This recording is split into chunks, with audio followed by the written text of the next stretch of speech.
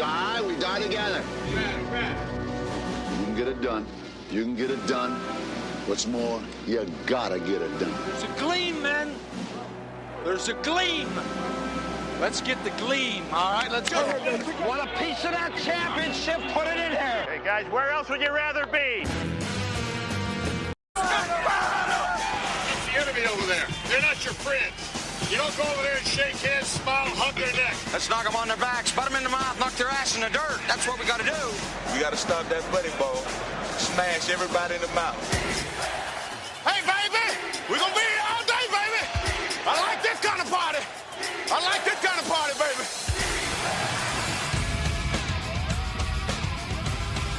You're in the Doghouse with Rick Watson and Big Dog Sports Talk on 105.3 The Bear. Remember, with great power comes great responsibility. You know what that means? Do you?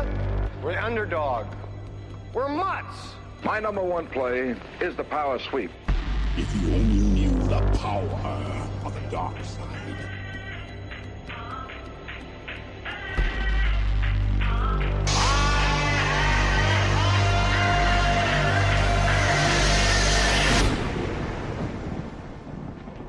Ludicrous speed. Go! Ah, the old open. I just figured, what the heck? Welcome. It's Thursday here on Pop, Big Dawg Pop. Glad to have you with us. Been a very, very long day. May not go as long tonight. Hope you're well wherever you might be. Welcome. All comments are welcome here in the evening session. Going to be sending out some invites to some of the folks who are going to jump on with us. Takes a little longer for some reason than it used to, but I'm getting there. And it became one of those things where I used to be able to send lots at once. I could double up. Now you have to send one at a time. So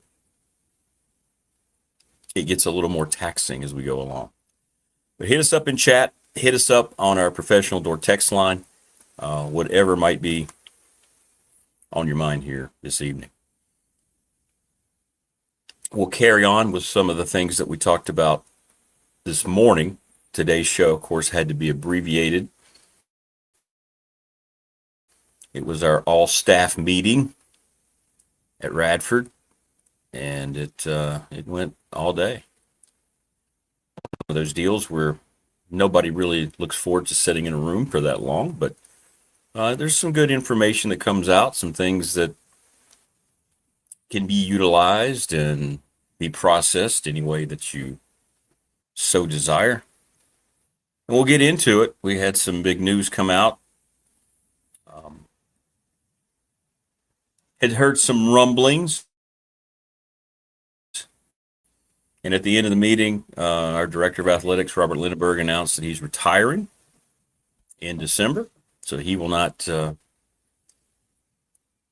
be the AD after December. Our associate, or I guess it's the deputy AD, Corey Duran, will be the interim athletic director starting January 1st, and then we'll see what happens after that. But 19 years for Robert, and he is retiring. So we'll get into that a little bit, and whatever else may be on your mind. So hit us up. Talk sports, movies, music, exhaustion. All the above. It really doesn't matter. We got to make fun of the WNBA. That's got to happen. What's up, C. Lester? Let me send you an invite real quick. I'm trying to get everybody's invites out here while I'm doing it. So I see a couple people on. I'll get you on here in just a second. And I'll send you an invite, and you'll get it here. And I'm not sure whom else might be out there. If you do want to be on, hit me up on the text line. And I will be glad to send you an invite. I don't know if D-Vic's going to be on. D-Vic will be on tomorrow. Got a busy Friday here on the program, I'll tell you that. Thank you, everybody on the text line. Yeah, was a good take on Romo today. We got to talk about Tony Romo's DUI video. We'll get into that. Kyle Shanahan not charged for his mysterious accident. We'll talk about that a little bit too. There's Coach Mabry join us. What's up, Coach? How are you, man? Cheers to Robert. Good to see you. Cheers. Cheers. There you go. There you go.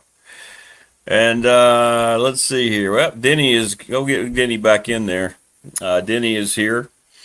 Yeah, 19 years. He cited, he's got some health issues he's been concerned about. And hey, AJ, how are you? Welcome to Pop. So, yeah.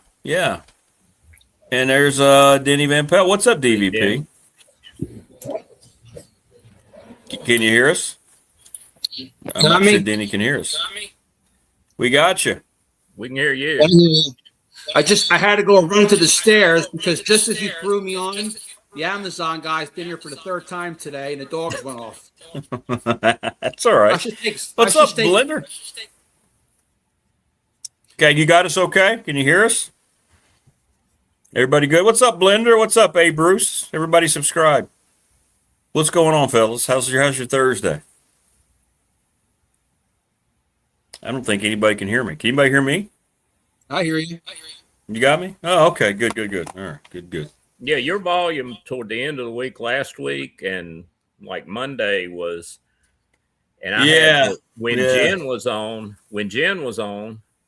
I could barely hear you, and I'm out on my deck at whatever time in the morning, and I'm cranking my TV up to like 90 on the volume, and then Jen started talking and about blew me off the damn deck because I had to crank it up so high.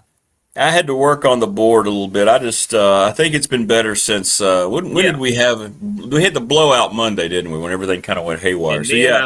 And then I think you have some trollers afterwards that were telling you that it was bad, but it was fine. All right, at least. Yeah. So it's been good since then. Yeah. It's good now, though. I think we're good. Yeah, sometimes you just have to just redid everything, checked all the guts of the studio. Everything was reading fine. That's what was frustrating. Everything kept reading fine, but everybody was saying I was low, and I'm like, it was frustrating. It was frustrating. Yeah, when Jen started talking, and it reminded me of the Blazing Saddles scene where the lady was talking to the crowd, and they told her to speak up. They couldn't hear her, and then she started yelling, and everybody. We, the people of Rockridge. Yeah, exactly. Such a good movie. I mean, such a good movie. In a row, I saw that at the Lyric Theater Late Show. Oh, I don't blame you. 17 Fridays in a row. I don't blame you. A movie that would never, a movie that in another state, a movie that would never be allowed to be remade today. To be made today. A couple weeks ago. Huh? The shows or movies that they would not make today. That'd definitely be one of them. Yeah. That's funny, though, but you think about all the movies that Mel Brooks did. I mean, they all could have been, would probably be falling under umbrella of questionable now. How he'd be perceived, Funny guy, though. I know. And the thing is, the sense of humor, what I liked about his sense of humor was there were a lot of people that didn't like it because they thought it was too sophomoric. And I thought it was brilliant because even when you look back at like his Get Smart days, the stuff with Maxwell Smart was classic. I agree. I've always liked stuff like that. I like the Airplane movie. I love that movie. I still watch that movie. The Naked Gun movies and the show, all that stuff, man. It might be silly, but it's clever. I saw the reboot of the Naked Gun with Liam Neeson, and it was terrible. I lasted 10 minutes. About a year ago with my son down at It's Disney terrible. Yeah. Liam Neeson. What are we doing? Yeah. But when they made the originals with Leslie Nielsen and stuff, Leslie Nielsen was not a comedic actor. He was the bad guy in westerns. He was always the bad guy in the old black and white western. He was and terrible dude. He's doing these damn comedy things, and he was perfect for it. He was, and he said he always wanted to be a comedic actor, and he fell right into it. Yeah, he was great. Like, next thing you know, back then you'd see Bruce Dern or somebody doing doing something, the dude that shot John Wayne. All I want to do, that's all I want to do is have fun at the movies, right? That's all I want to do is have fun at the movies. Hey, there he is. What's up, fellas? How y'all doing? What's up, C. Lester? How are you, brother? I'm good, man. I'm good. I'm just listening, man. Y'all talk about John Wayne and movies. I want to get in on the movie tip tonight. How y'all feeling? Let's do it. We're doing good, man. You're looking good as always. Dignified. Hey, I'm just trying to hang on a little bit. Just trying to hang on a little bit. Chris, what do you think about our man Tony Romo? Hey, Tony Romo has lived the most charmed life of anybody we know. He finally caught up with him. It's absolutely insane to get caught with a DUI in 2026, man. That is just so irresponsible. And I'm not here saying that, if there had been a point in time in my life that I may have, maybe had a few and, got behind a wheel somewhere. And, sometimes it's not what you get, not what, happens is when you get caught. But for him to get caught in 26 for that is crazy. When you can afford drivers. Yeah, you can get somebody to come drive you for $20, man. 20, 30, 40. That's what they're saying about Tiger Woods. Same thing. Nobody's absolved of it, but I think Tiger got an addiction. He got in a problem with things of that nature because his body broke down on him. But still doesn't absolve him of it. Hey, listen, I'll come drive you, Tiger, and I'll never tell anybody. It's funny, Chris. You said you were making a comment about I've had a few times about. Do you guys remember when I forgot it was a quarterback or it was one of the quarterbacks at Oklahoma State a couple of years ago got busted for a DUI, and I want to say he blew like a point. He blew like a 1.0 or 1.1 or something like that. And then they were interviewing Gundy about the arrest. And then I think he was like, he had done some research or something. And it turned out like the guy only had like 3 or 4 drinks. And his comment was, he made a statement of, well, that's the case. I have driven hundreds of times home 2 miles down the road from whatever bar he goes to in Stillwater and not thinking that I'm over the limit. Absolutely. I mean, and listen, we grown here. We've all done it. But the problem is, with so much to lose, and in this day and age, as hard as they hit you with that, and we get a DUI. Hey, our buddies are like, "Dang, Chris messed up and got a DUI." That's crazy. But when you got a high-profile job like that, when hundreds of thousands, millions of people see you, you got to think about that. Yeah, hey, you got Balboa Rick. I've got Cardi. He's my pit bull, so now he's just outside with me. Yeah, what's up, Cardi? Yeah, that's cool. Hanging out with us, but it's a sad situation with him. Totally sad. Yeah, it is. Speaking of Oklahoma and DUIs, did you see what Baker Mayfield went scorched earth on Tampa Bay today? I did see that. Oh yeah. Oh, he's signing the autograph and he's all happy, and then he gets on the mic and woo. He did not. His money's worth. He let it out. Well, he's not happy with Tampa. He not happy that they didn't re-up his contract. And they're not going to do it until next year, right? And they said they're not going to mess with it. And he said negotiations are done. And he said the thing is, and if they're going to be done past 2027, he said, then you might not like the results. But here's the deal with Baker. Baker has lived Baker has lived a great life. He's lived a great football life from what he turned around in Cleveland, and for him to build his career back to what it is now is great. This year's class, this 26 class that's coming out of quarterbacks is absolutely loaded. Yeah, it is. You got okay. Now we might not all like him. You got Sam Levitt's gonna come out. You've got Mensa's gonna come out. Chambers is gonna come out of Ole Miss. Dude, that's just three off the top of my head. You're gonna have 4-5 quarterbacks come out. Archer's coming out this year. That's 4 quarterbacks right there.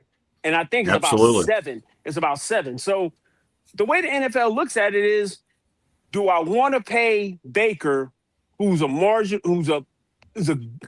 good quarterback, $45-50 million a year, or I can go and get me another young kid, pay him the rookie, the 5-year, rookie money, and like 25-30 million a year. No, I know. Give him a rookie contract. Yeah. Get him. And he's gonna have to go some, because right now the highlight of his career, with all the good he's done, the highlight of his career is him running into that damn stop sign when he got the damn PUI.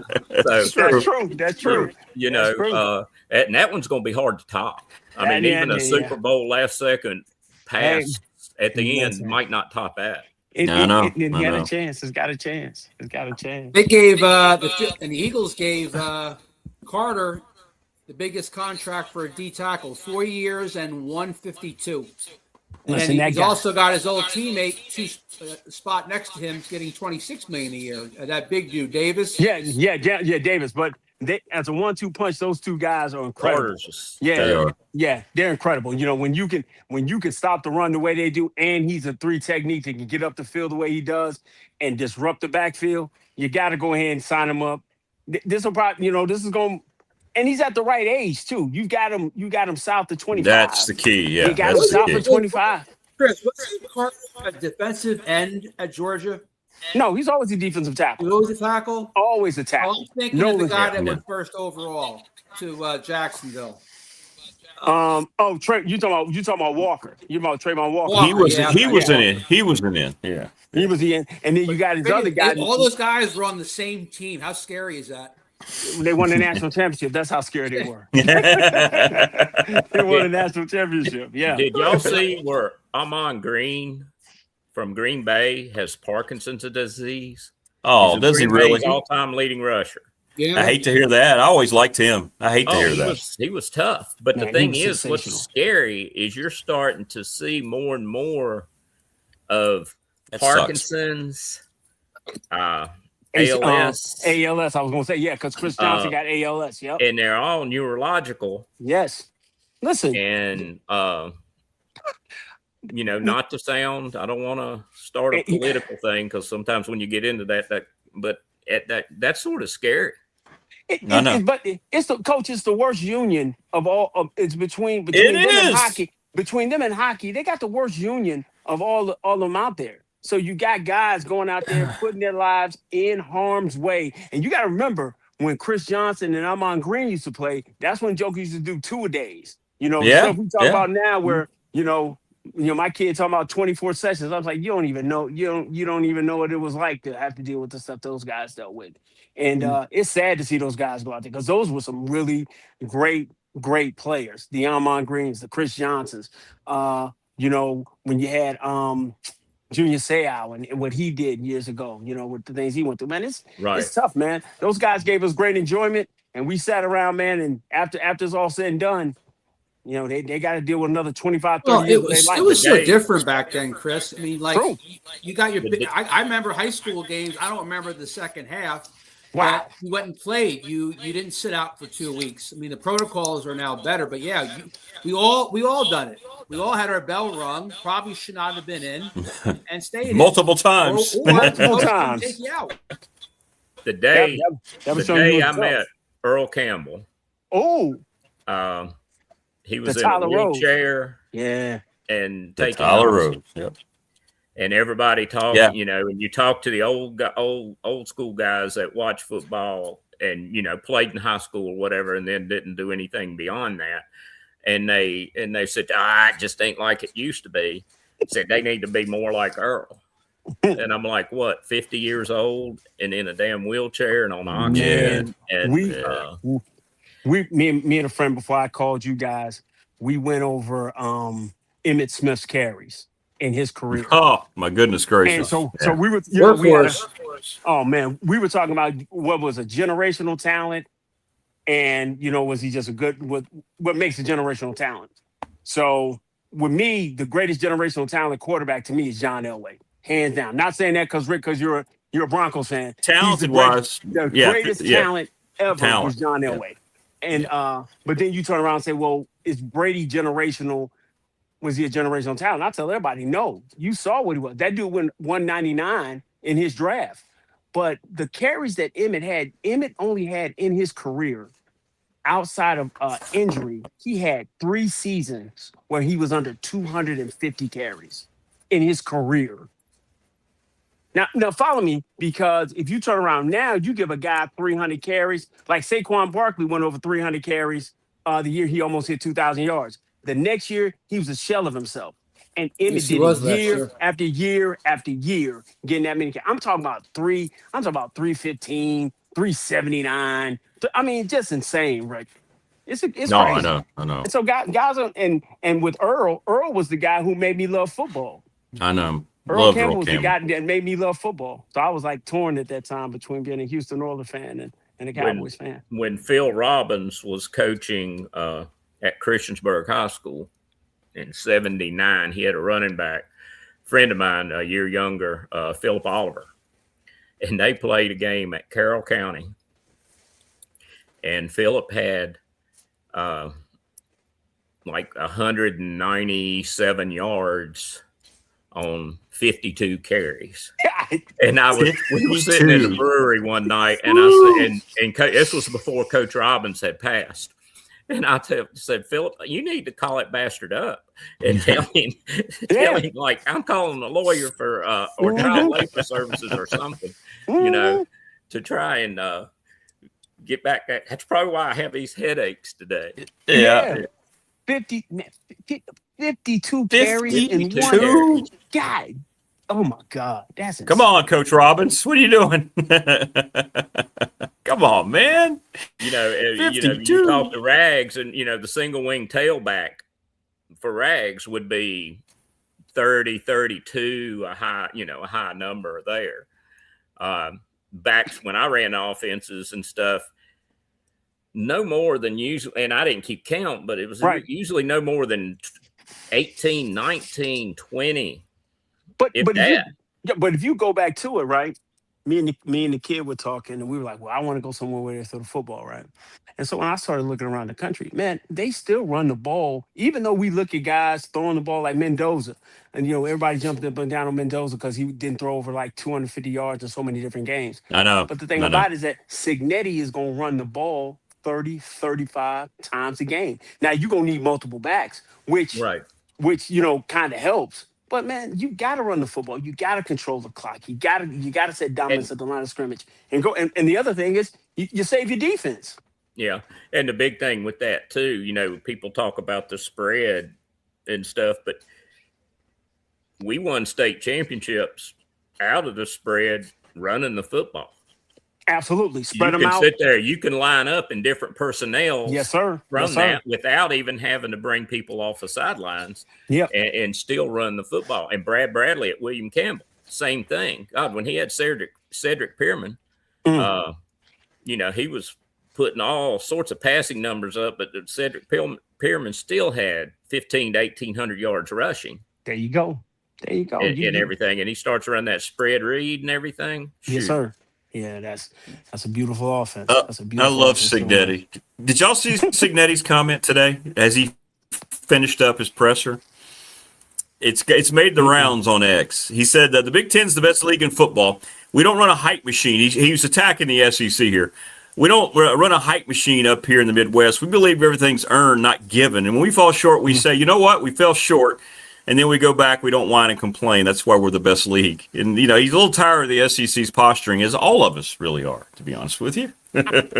So I think I saw that clip about the SEC and things of that nature. So how many juggernauts are there in the SEC? can we I honestly have this argument. That's Exactly. a great question. How many That's a juggernauts very do good you question. have? Yeah, I mean, we can do it together. You got Georgia, right? You got Alabama now. I mean, Alabama's gonna give you a good game. LSU's gonna give you a fight. LSU. And then LSU. I mean, who else? Drops after that. I mean, you start. Oh, you got start A&M with a lot of money. Okay, A&M. I'm going to cheat here just to make sure we don't miss anybody. What, Oklahoma, Texas. Who's going to be? They're not quite on that, but they're going to be just below. And then after that, that's it. Texas. That's it. I forgot Texas. Yeah, but here's my problem. You say you forgot Texas, but they keep hollering. We got 9 hard games every year. We've got such a hard road to go. I'm not sitting here saying that the Big Stay Ten, in the Big 12. Yeah. You turn around. The Big Ten has the schools, but those guys are going to fight you. But you're going up against the Ohio State. You're going to deal with Michigan. You're going to deal with Penn State. You're going to play a tough game at Iowa with that nasty defense. And then you got to go deal with what you got to deal with. But they all got to go play to try to go win this thing. The problem I think the SEC has is that I'm tired of it means more to them. Right? Oh my gosh! Yeah. It means more because South Carolina is the Virginia Tech of the SEC to me, to this day. It means more to them, but they don't win. They talk a lot. I was taught a long time ago when I was fighting. Pops told me, my trader, he said, when you talk a lot, that means you don't have a lot of confidence. You can go and take care of your business, right? Don't run your mouth. Just go do what you're supposed to do. The SEC, Sankey's talking a lot. Too much, right? Yeah, absolutely. They showed the words that were said between the commissioners. He tripled the word, a lot of word. He's throwing a lot of word salad around right now. He's scrambling a little bit. The Big Ten's passed them. Sorry, SEC, they have. I mean, like you said, you turn around honestly. You get one better call game by Miami, then it's really going to be a problem because they could have won that football game. God, I'm glad they did. And those other schools that aren't winning are doing great things in football in the SEC. They serve a purpose. Yeah, they serve a big purpose. And that's with the other sports. In some cases, it might be the academics or some of the academic programs that they offer. And stuff, and the SEC can sit there and put that out in their PR machine. Yep. Why in the hell would they keep Vanderbilt forever? Outside of baseball, outside of academics and baseball, that's it. And basketball. Now Vanderbilt's good in basketball. They're good. Nashville. That's why. And Nashville before this last 2 years. Yeah, last 2 years. Yeah. Before this last change, everybody, they were talking a few years ago that the SEC was looking, and this was stuff I'd heard from people, don't know how accurate, but, Tech people were assuming, they want us. And everything I was seeing, they were looking more at UVA than they were at Tech. And it had nothing to do with the football. It was academics. Yeah. And the other Olympic sport type programs and stuff, and the success that those programs had. Now it's sort of changed in the last couple of years. It's really gone, whereas they used to hide it and veil it up a little bit. Now it's just out and out. We got to, every dime we get, we got to put in a football program type of thing. And you guys got to do what you need to do to survive. Yeah. I mean, I'm just glad that wrestling is doing this thing for us and for here at Tech, that they're able to generate their own money, and if they can do what I hope they do this year and be close to one national championship, that'll help out even more. I think that'll help bring more revenue back to the school, because it's as much as I fought with Rick about pay for play, which I still won't call it pay for play. I know you won't. Hey, my father-in-law calls, you can't have no romance without no finance, right? You ain't gonna win no games. He ain't wrong. So I mean, you're gonna have some money to make it do what it do, man. It's that's about as accurate a statement as I've heard so far today. Coach O, is that true, Coach Omo? 100%. 100%. I just wrote that one down. Hey, you can credit that to Al Ross. That's his favorite term, you know. Hey man, you can't have no romance without no finance. I'm like, no problem. That's my I guy. sent Rick a graphic today. It was a tweet from Penn State. Their fiscal year, it's 2025. Their football team had a net gain of $57.5 million. Men's basketball was number 2 at 172.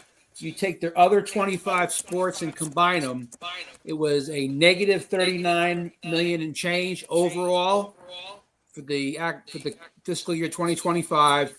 Penn State profited $223,000. One sport, I know. Three tuition. That's 3 tuitions at Penn. 3.5 tuitions at Penn State. It was their net gain overall. When you throw everything in that they spent money on and made money on athletics. Yep. Well, they're not in the red then. And they got 3 more. Yeah, that's it. And it's going to. I'm just waiting for the logos to come out. Like I said, I'm waiting to come out on the jerseys. They're going to have to put naming rights on these stadiums. No matter how much it is, what it is, man. Did you see the Ohio State deal? Yeah, I saw it. Yeah, but they spread it. $17 million a year. So Ohio State's is for the whole program. It's for the whole program. So that's about it's almost like $478,000 per program, just for that. Notre Dame got $20 million. For football. But Notre Dame got a leprechaun in the bottom of the building printing money, coach. Yeah, they do. You know what I'm saying? They don't have to share it with him. You know that. And Rick said it the other day. Yeah. I don't understand why you don't just kick him out of the ACC, because they only want to use the ACC. I agree. As a game that we can play to put our other sports on, or if they beat somebody. That's exactly right. Yeah, if they beat Carolina in basketball or Duke in basketball, they parade that all over the place. Kick them out, make them stay independent. But the thing about it, they can stay independent because they got the biggest contract. That NBC contract is insane. What is it? Is it $30 million a year?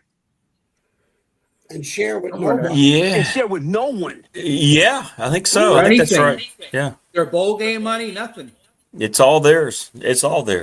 Yeah, that's right. 30. I think about 30 million. I think that's right. If they clear. If he wins 10 games, he's guaranteed. He wins 9 or 10 games, they're guaranteed they're going to go to the playoffs. Listen, I think, and I'll say this, and I've typed it to Rick, and I've said this before. Freeman, he'd be a plumb fool to ever leave Notre Dame, and he can get to the status of Eddie Robinson if he wins a national championship. He wins a natty, yeah. If he wins a natty, he'll be right there with Eddie Robinson. He's a good coach. He's a really good coach. Yeah, he's a good coach. He gets the job done, and he's in a great position. He's in a great position. At what point does he get bored? See, NFL. You know what? He would go to the NFL. He would. Nah, I don't think he would, because because at Notre Dame. If he wins a natty, maybe. No. But go back. If y'all guys go back and look at it, Saban was in the best position possible. He was at LSU. He was dominating, right? And he said, well, why would I go to the pros to try to do, let's go be immortal? And it's too hard in the pros. And Coach Elmo, you'll notice too. I sat with Coach Saban, and he told me why he went, what happened, why he came back.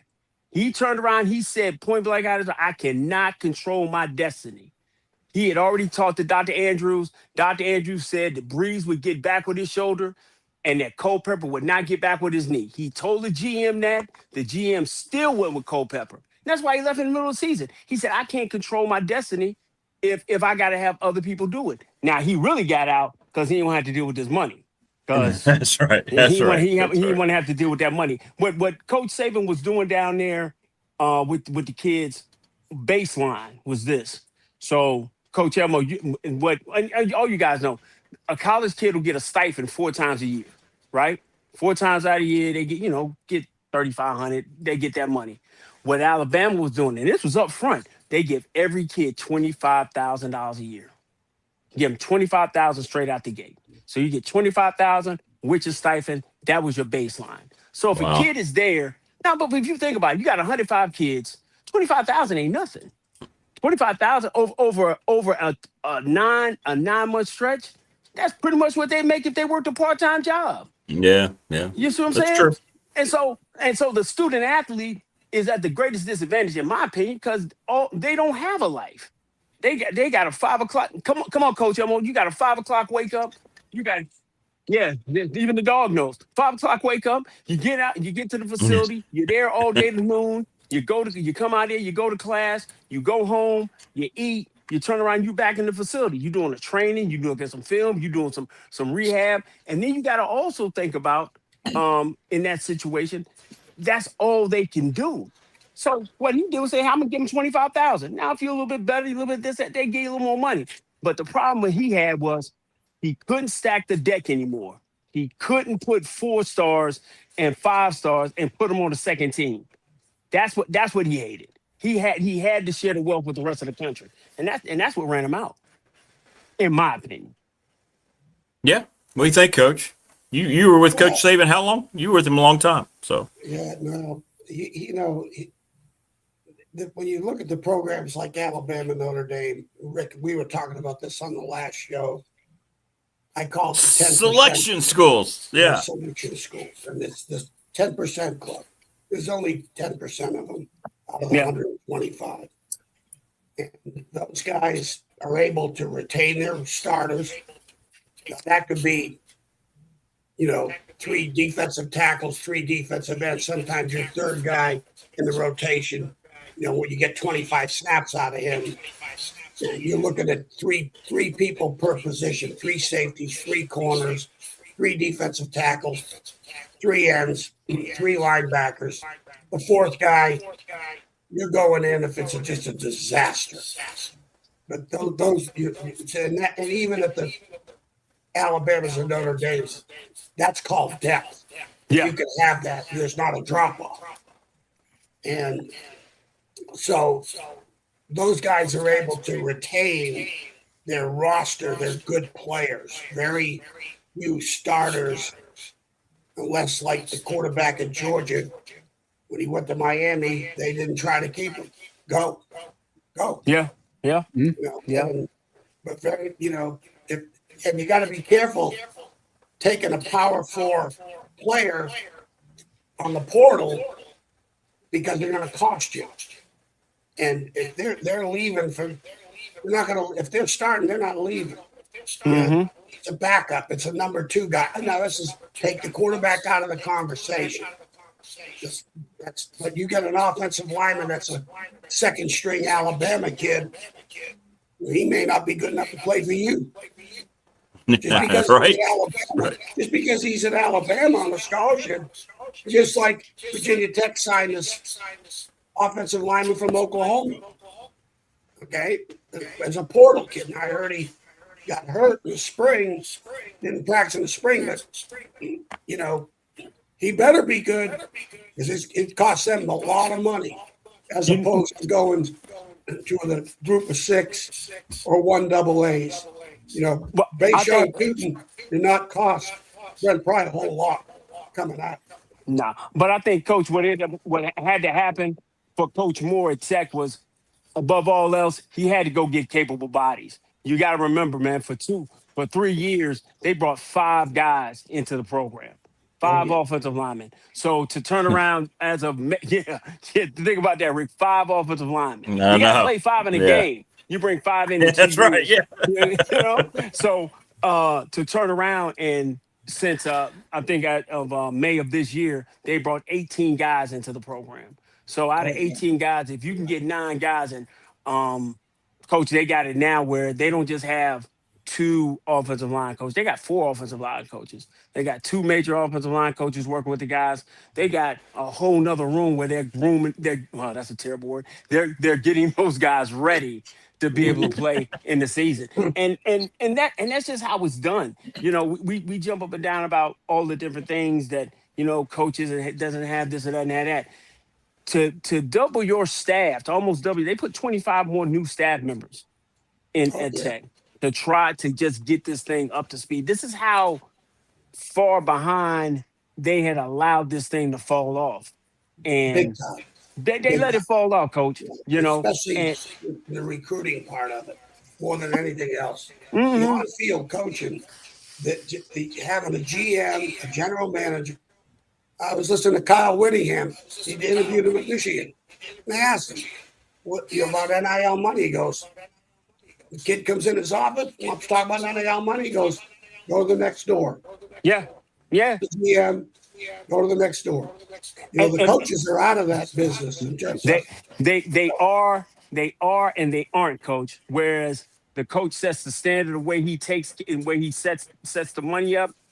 And I'm gonna be honest, I love the way they did it this year at Tech. I absolutely loved it. And I wish they had been doing that from the beginning. And I hope more schools they didn't do have it. the resources. They didn't have the money. No, but Coach, no. But what they did, okay, Coach, they did it like this. Whereas, like in the NFL, you get paid during the season, right? Mm-hmm. Right, you get paid during the season. Well, that's what they've been able to kind of move some things. But what they were also able to do was give them enough that they could live, because they ain't got nothing else to do but go to class and go work out. If you put thousands of dollars in a man's pocket, right? And all he got, and he ain't got nothing to worry about, his luster and fight to go do what he needs to do, it changes. Y'all all great dudes, man. But if I put $30,000 in your pockets right now, Rick ain't on here doing big dog pop. You know what I'm saying? He's somewhere chasing his wife. Yeah, hey, good night, everybody. He out of here. You know what I'm saying? I'll talk to y'all tomorrow. You know what I'm saying? But you gotta have coach, when you were back there coaching, you gotta have some hunger, and you gotta put some fear in their heart that it ain't gonna just be given. It's still a great motivator. Yes, it is. Hey, it is, man. You don't have to fear him like you know, in the movie, Malcolm X Malcolm said, I reverence the Honorable Elijah Muhammad like a man, not like the fear of a man with a gun, but like the fear of the reverence of the sun. And that's what Big Game James got going down there in Blacksburg right now. I absolutely love it. Well, one thing I'll add about Notre Dame, because I had good friends of mine coach here with Coach Holtz. This is back in the day, but still holds true. Notre Dame is good when Notre Dame decides the administration, they want to be good. Indeed. And you know, to get the average coach there has been about 10 years. Lou stood there 10, Harris stood there 10. Now Kelly went 12. But and then the other thing is don't ever forget this. Nobody raises money better than Catholic priests now. Nobody. Nobody. Trust me. I'm telling you, the business of education, they are really good at it. Yes, they are. And then number two, don't ever forget this. When you're at Notre Dame, you've got permission from God to kick someone's ass. Man, that's the thing. You're permission from God to kick somebody's ass. I like that. I like that, Coach. I like that, Coach. Rick made a good point the other day. He was talking about Notre Dame, and depending on who you talk to, there's a different feel. You know, people have different feelings on them. But he said Notre Dame is the Cowboys or the Yankees. Oh, the Yankees. That's and no doubt. I personally feel like, and again, there's people that don't agree with it, but I think college football is better when Notre Dame is good. And when Notre Dame is a factor, I think college football is better. Just that tradition. And I go along with that. I go along with that. Without question. You said no wrong, Coach. You spot on. You're right. When I was growing up in Massachusetts in the late 50s and 60s, early 60s, well, before they had the Patriots, you know, and Notre Dame football, every Sunday you watched the highlights. Lindsey Nelson and Paul Horning. And with the score still the same, we moved to further plays in the exactly. Go ahead. Move ahead in the game. Go ahead, Coach. And so, the Subway alumni, everybody in New England was a Notre Dame fan. Everybody. My mother loved Notre Dame. She loved Notre Dame. I used to watch that every Sunday, man. Terry Hanratty and Jim Terry Seymour. Hanratty. Wow. Listen, man. Whatever. I But mean, it's got a great brand. I went on the campus. I've coached against Notre Dame numerous times, and I'm old for it. Hadn't beat at Washington, but I'm old for it against them. I went on that campus for the first time when I went up to Coach Holtz's funeral, and I've been in the stadium, but when I went on that campus, it is a special place. Yeah. I'll tell you that right now. And when Lou was coaching there, he said, "You're not there." Lou always said this: "You're not there to change Notre Dame. Notre Dame's going to change you." It's going to change you. It's going to change you. Yeah. It'll change you. And academically, it there were some kids that they couldn't go to practice on Tuesday because they had to go to class. They had no exceptions in terms of the academic standards on the campus. Even when they had the Prop 48s, even when Tony Rice was there. The Prop 48 from South Carolina. The great Tony Rice he coach. Graduated. But there was my buddies who coached with Lou told me it's a place that the expectations are off the charts, and the rules and restrictions academically are real deals. They're a real deal. But if Notre Dame decides it wants to be good, it's going to be good, and they are good. And they got the best coach. The best thing that ever happened was Kelly Leader. The number one thing that ever happened, because now they got a guy that everybody likes Notre Dame again. Yeah, they love him. I like Notre Dame. I was a Notre Dame hater, because every year they're supposed to, from January, they're like Carolina, January to September, they're number one in the country. Yeah. Best ever. And play the season, and they're going to lose 2 or 3 games. They need to go back to grass, though. They need to get that. They need to get that grass field back in Notre Dame Stadium, for God's sakes. Come on. I think it wouldn't surprise me. The C.J. Carr is the best quarterback in college football, in my opinion. My evaluation. He is number one. I take anybody in the NFL draft. I'm taking him. Notre Dame's loaded. They're loaded. Even over Mensa, you would take him even over Mensa? I'd take him over Mensa. I'd take him over Levitt. You take him over Levitt? I'd take him over kid of Texas. Oh yeah, and Arch too. Yeah. Oh yeah. He's my number one guy. I love him. Okay. Yep. Okay, Coach. Okay.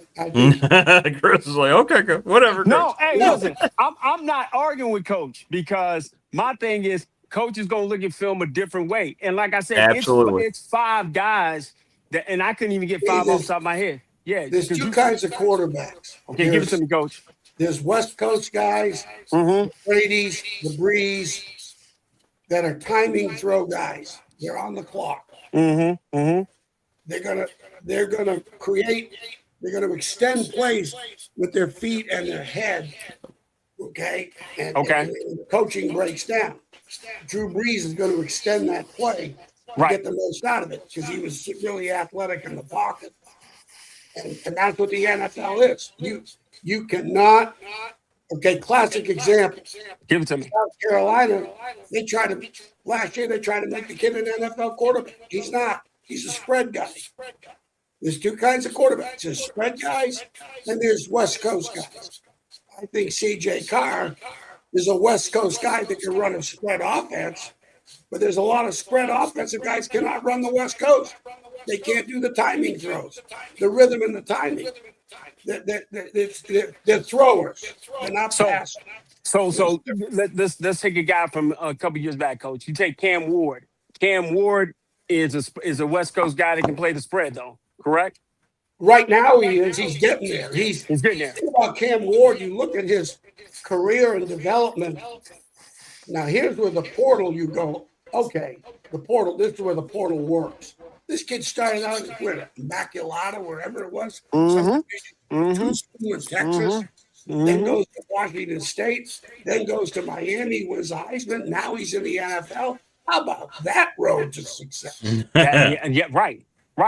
So, so going with the guys that are top right now. Levitt's going to be there. Arch is going to be there because of his name. Absolutely. Mensah's probably got the best arm. You said the Carr kid at Notre Dame. I think the Carr kid. His granddaddy's Lloyd Carr. He's got football in his blood. It's a coaching family. Yeah. Anytime I've told Rick this numerous times, Lester, Chris, I'm telling you, when I was coaching defensive backs, I used to tell us, I watched Drew Brees for the first time. I said, that son of a bitch, he's coaching in his family someplace. And you could tell those quarterbacks on film. You could tell the competitive guys that when we're beating Purdue 34-17 with 2 minutes to go, and I am sweating my ass off. Yeah. Don't get the ball back. Yeah. Don't get in the ball back. Yeah. The game is not over. Yep. He puts the fear of God in you. You don't have a comfortable lead with Drew Brees or Brady at quarterback. You never do. Or Peyton Manning, and I watched his career. Yeah. But, you could tell that I think the Carr kid, he's got so much upside in terms of where he's going in his development as a quarterback. But he's one of those kids you watch. I'll bet him when he gets in the NFL, in about 2 or 3 years, he'll end up being a really good quarterback. So Coach, so Coach, going back to what you said about with Tampa and Baker Mayfield, that's 5 guys right there. You turn around, all you need for a young quarterback, you got to have a really good running game, which Tampa has. And you got a defense that can hold the team under 24. It used to be a great defense will hold you to 17. Now you keep it 24. Right. Yeah, you got a chance to win, and you can bring along a young quarterback like that and win. Yeah. And why am I going to pay him? Why would I? Yeah. In your right mind, why would I pay Baker Mayfield $50 million a year, right? When I can go turn around. Yeah. With that scenario, why not sit there and call up Minnesota or call up Cleveland and say, hey, what you got? Well, the biggest curse in the NFL, the first round draft choice. I mean, you look at Troy Aikman. He wins one game and gets a crap kicked out of him. He does. He did. Wins one game. That's right. He wins one game and gets a crap.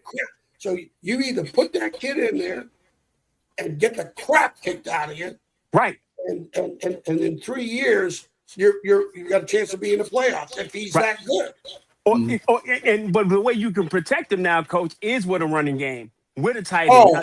The tight end. Yeah, the tight end saved Bledsoe's. Ben Coates saved Bledsoe's career, being able to throw to Bledsoe until the other guys started. He did. And then the Terry Glenn started developing things of that nature. So, let me tell you, you start with a quarterback. Mm-hmm. When I was with Virginia, Sean Moore, his sophomore year, 80% of the productivity is coming through him, 70%. We get Gary Kirby, and all of a sudden, Sean Moore's, he's 6th in the Heisman ballot. There you go. Not even close from sophomore to junior, outside even the experience. You look at Saquon Barkley, what he did. The running back, that running game, when the productivity of the quarterback is 70 to 80% of offensive productivity, you'll win games and you'll be dynamic, but you ain't going to the Super Bowl. I was watching NFL this morning, and at work, I was at the gym, and they had the question was, who has the worst quarterbacks room in the NFL? Majority of the guys in the panel picked one team. What do you think they picked? Minnesota? Nope. Cleveland? Bingo. Yeah. I believe that. And I was just talking about trade for somebody, better quarterback. You got 2 guys right there, and they're both being questioned. Who should even be playing? Well, you look at the thing with the NFL, which really blows my mind. I've always said that there's only a handful of guys that know how to coach the position. And not only coach it, evaluate it. It goes hand in hand. Quarterback coaches, offensive line coaches, and DB coaches. They better be your highest paid guys. Because not only do they have to be great teachers, they have to be great evaluators. It goes hand in hand. Okay? Because they're hard to evaluate. Yeah. Even though the quarterback, you think you know, you don't know. And you look at a Mike Holmgren. Oh, that's a whisper. Better than him? That's Brett a whisper. Favre was a throwaway. Mike Holmgren's a good one. Even though I don't like him, your coach Rick, he's a great evaluator of quarterbacks. I mean, he's a great evaluator. Sean Payton, because I liked Bo Nix, but I didn't think Bo Nix would come to the league and be like this. I didn't either. Hey, Andy Reid, no one's better than Andy Reid. You're right, Coach. I left out the best one. With Donovan McNabb. Listen, I was at Syracuse. Donovan McNabb played at Mount Carmel High in Chicago, Illinois. The head coach is Frank Lenti. I recruited that high school when I was coaching at Minnesota. We became really close. He was a GA for Coach Holtz, and we loved Lou, and he and I became really, really, really close and stayed in touch over the years when I left Minnesota. I'm coaching at Syracuse the spring of 92. The spring of 92, I get a call from Frank Lenti at Mount Carmel. Legendary coach, got the most wins of any coach in Illinois football. He said, Coach, I got a kid that he runs a split back veer. The old split back veer. Split back veer, yeah. He goes, Coach, I got a quarterback. Just like Novocaine, give him time and it works. Yeah, he goes, all the Big Ten schools want him as a defensive back. They don't want him as a DB. I take the call. I go down to George DeLeon, the OC. I said, George, this is Frank Lenny's number. He's got a kid. Call. I said, definitely call him. Please call him. Do me that favor, and then you take it from there. The rest is history. And then he goes to Philadelphia, and Andy Reid. This is the kid that nobody wanted the quarterback out of high school, and I mean nobody. Wow. And Andy Reid takes Andy Reid to the Super Bowl.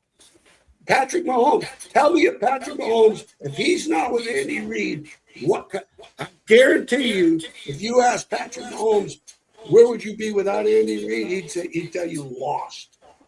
That's yeah. I don't know who.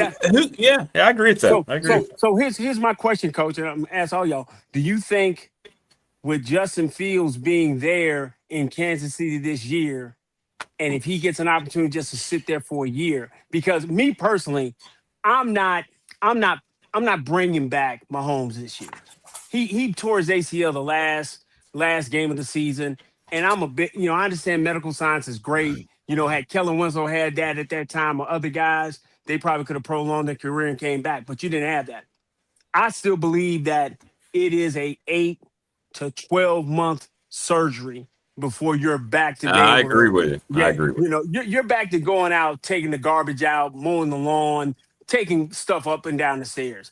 Playing football at a high level, I still think that's like 18 months. So if you've got a guy like Justin Fields who's trying to have an opportunity, Coach, to rebuild his career, why not take this year and give it a shot with him? He already showed you can get to the playoffs with the kid that was in San Francisco broke his leg with the Redskins. Shoot. Oh God. What was his name? First round picking it. Oh, the kid, Alex Smith from Utah. He took Alex Smith. Alex Smith took him to the playoffs 3 years in a row, just couldn't get over the top. That's another Andy Reid protege. That's what I'm saying. So wouldn't it make more sense to keep Justin Fields there, let him sit there and play for a year? Yeah, sure does. If he can't play at Kansas City with Andy Reid, he can't play. He can't play. Right. You know what? I've been to Green Bay's practices with Mike Holmgren, with Brett Favre. He coaches them like offensive guards. It's an ass chewing like you can't have. And the good ones want to be coached. Yeah. They want to be coached. And there's just a handful of them in the NFL and in college that can evaluate them and develop them. There's a handful of them. Yeah, I give you that. 5 or 6 out of the 32 teams in the league. Yeah. The rest of them, look at the kid from Duke, that played for the Giants. That was a disaster. He goes to the Colts. They're undefeated until he gets hurt. Wow. Is that what we're missing, Coach? Of quarterbacks in the NFL is not necessarily the player. Like Chris is saying, maybe Justin Fields just hasn't had the right guy. Is that what we're seeing? A lack of ability to develop from coaches, as opposed to kids just saying, "Hey, I can't play." No, maybe they can play, right? Especially the first round, the high round kids. And the thing too, the thing to me with the quarterbacks as far as the pros is, and it's changed over time. It's changed over the last 15, 20 years. Is the rush to get them in? Right. Why? What is the hurry?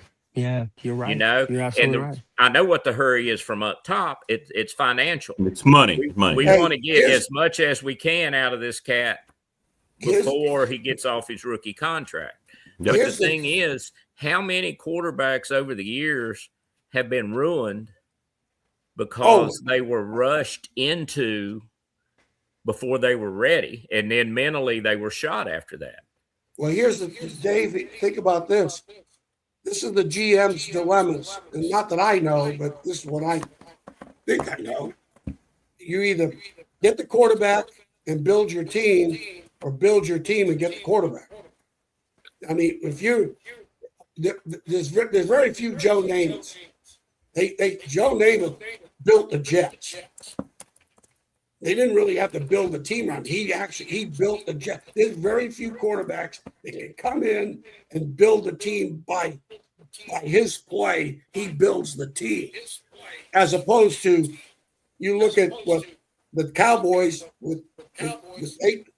what they did with the quarterback is they ended up his first year or the third year they're winning the Super Bowl. They ended up, as they went, they started building the team around him.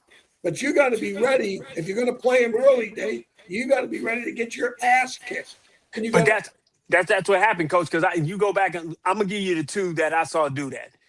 You watch Elway carry that franchise year after year, right? Him and the other kid that got out, Andrew Luck. That was the only other kid like absolutely. that. Yeah. If those two kids right there, if they would have turned around and continue to try to build around it, but Andrew got hit so much that I think that's why he just said, "Hey, I'm not doing this." Your offensive, it starts with your offensive line and your tight end, your running back, okay, and then everything else comes along. Everything else comes, yep. Everything else can fall into place. So Rick went, Coach. Rick went and put his prediction out earlier than I was, because I don't do my prediction for the year until after camp. Yeah, it was too early. It was too early. But I love what you did. I love what you did. But that is going to be, I think, going to be the biggest difference for Tech this year. Huge. And because of the offensive line, the continuity out there. Because I know a lot of in the tight end game, and in the tight ends, because you're going to see a Big Ten football team on that field. What that equates to wins and losses, I don't know. Mm-hmm. But you're going to see a Virginia Tech team you had not seen in an awful long time, in terms of when they hit that field and that offensive line hits the field, it's going to be like, holy crap. Mm-hmm. The opponent coaches, they're going to win pregame. They'll win the pregame. The off the bus. Oh, yeah, they're gonna win that. They're gonna win that. They're gonna win off the bus. When I went up to see him in the spring, I was highly impressed. I remember the year before, I was talking to Kyle Altoon, and he was like, I think we had maybe 6 guys, man. I mean, you got to think about it. Last year, man, they weren't even doing full practices because they didn't have enough bodies. They didn't have enough bodies, man. And so, and now, they're getting after it. They got bodies. It's gonna be something nice to see. It's gonna be something nice to see. The worst part was I played with Brett's daddy, Jim Bryant. I think I'm close to him enough. I've told him, I've communicated with him. You can't have 3 offensive line coaches in 4 years. You cannot. No. You know why? You got 3 people that are going to evaluate differently in their wants. Okay? No 2 offensive line coaches are the same. Yeah. There aren't. Don't you DB coach, don't you quarter. They're not the same. No one's the same. That's true. Okay? That's and then true. the worst part is they had Tyrone Jones, who had 2 starts at Baylor, only 2. One thing Coach Signetti has done, you look at the starter, the kid from Ohio U, his first year there, he transferred from Ohio U. He won the MAC championship. He was a 2-year starter, and they won the MAC. I watched a kid practice in the Myrtle Beach Bowl out here when they came down here. Yeah. And then they get Mendoza. He was a full-time.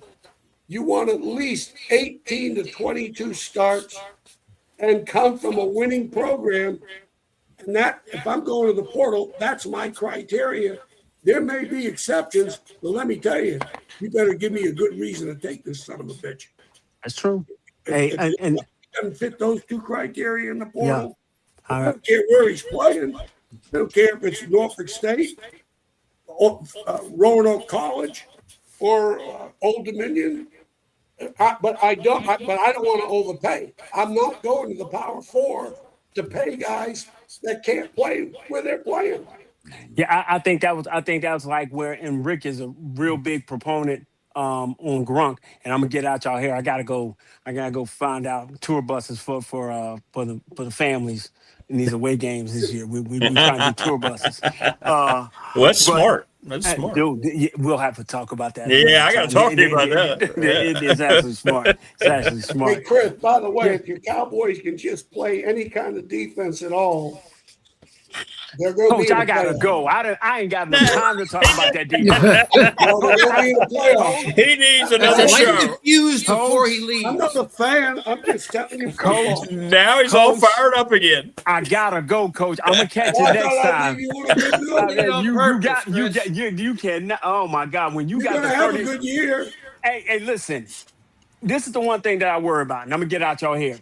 The Bible says, "Be weary when all men speak well of you." Christian Parker has got everyone loving him. I mean, because he's a Fangio guy, and he was at Philly, and what he did with Cooper DeJean, and all that. But he's never called plays on his own, and he's got more pressure than anybody else, any defensive coordinator in the league this year, because everybody wants to see him not succeed. They want to watch him fail because they got him as the golden boy. That's right. And go ahead. That Go ahead, Coach. Downs kid, the defensive kid they got from Ohio State, I watched him. I got privy to watch games on a site. I can watch all the games. That kid, I would charge admission to watch him on film. You know what I mean? Coach, I gotta go. I'm gonna just get this. When I went down, when I went to Bama, and I met Coach Saban. Coach Saban said that kid right there, and he pointed Caleb Downs, is probably the best football player I've ever coached. Period. Now, you got to understand, I'm standing next to this dude. I'm trying not to be a fan. I'm trying to be serious, you know? But for him to tell me that, I always knew Caleb Downs was going to be special. Hey, fellas, I love y'all. I appreciate you spending some time with me, man. You too, brother. Talking, man. I'll talk to y'all soon. Next time we get together, fellas. All right, brothers. Take care. Thanks, good, man. All right, man. See you in the morning, hopefully. Be good. No doubt, bro. No doubt. All right, man. Take care. Chris Lester's awesome. Energy now. Oh, I love Chris. Chris is great. He needs to have his own thing, man. He needs to like. He's great. He's great. Wow. Yeah. You know how to get him off track, though. Yeah, I love that. Coach throws a cowboy thing at him as soon as he's in. That slider gets on that cowboy kick, he loses it. No, I love that kid from Ohio State. He's a great player. He paints the picture of what you're looking for because they did so much with him. You know, he could play middle of the field. He could play deep zones, short zones. You know, he's a linebacker on the run and a corner on the pass. Yeah. He literally is the complete defensive back that you don't have enough of him. But boy, there's things, he's like the Lawrence Taylor. You could put him in places to where he's going to be a force and make plays. Coach, I had a visit the other day from one of my old Christiansburg buddies who told me to tell you hello. from about 1980, 81. You might remember, hopefully here, Stevie Allen. Yeah, absolutely. Stevie Allen told me to tell you hello, and he said you would definitely know when I mentioned his name. Yeah, appreciate that. I heard you guys talking about Phil Robbins earlier. He was one of my favorites. I love Phil Robbins. Phil was, yes. Phil was, I think I told you the story. He helped me out a lot later in life, whereas we didn't get along very well when I was in school, mainly because I had issues. But you know, toward the end and everything, we talked a lot. My daughter went to UVA Wise, and he had that honorary position with the football program there, and I would go see him, and he would hug me, and definitely wanted to know the scoop and what was going on, you know, and all that stuff. And when I got my first coaching job, Phil was first one to call me and ask me if, you know, said, I'll help you find an apartment and everything. And he actually called the guy, and the guy called me that had the apartment for me to live in and everything. So, yeah, Phil was good man. He was a piece of work. He used to come down. He and Glenn Carlock used to bring, when we had our football camps, we had kind of like a mini team camp. But when I was coaching there, and Carlock and Phil Ross, they loved it. They brought their teams down, because we would work we ran the programs at Fair. We ran this off-season program and conditioning. And of course, Carlock loved it, and Phil Ross, they loved it. He did a great job at Christiansburg. Christiansburg was downtrodden for many years. Yeah, they really were. And he got there, and he came in, and I mean, you know, he was the he brought it back from the dead. And I mean it in a good way. He was that used car salesman. Correct. Yeah. He was polishing the turd. He was polishing the turd to make you want to buy into it, and getting you to buy into the program and everything. Wow. And God, when he went to Southwest Virginia, and he's running that multiple I, and everybody in Southwest Virginia is running a 53 and a wishbone, and he's running multiple I, and he's motioning to trips and shit like that, and scoring 70 points a game at Powell Valley. You know, he innovated. I mean, you know, just changed the game in Southwest Virginia when he went back. Hey, I know. Hey, let me ask you guys, since we're talking about Phil Robbins, Coach Robbins, who'd you like better, Thomas or Julius Jones? Thomas. Both.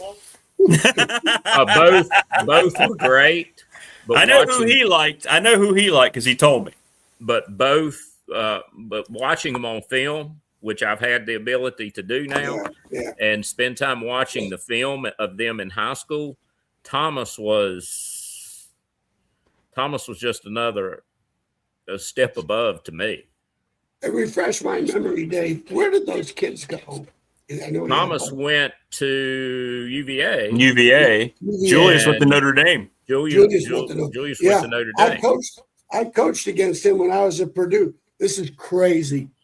I'm at Purdue, the 2003 year. We've got a top 5 national defense. We had 8 guys drafted off the defense that started in the NFL. Draftees, 8 of them out the 11. So we were really good.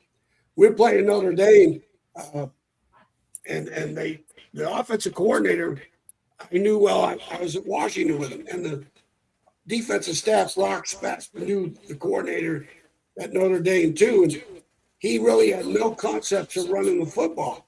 Well, they played Oklahoma State the week before, and they rushed for 250 yards. Julius Jones had like 200 yards rushing. I mean, out of the 250.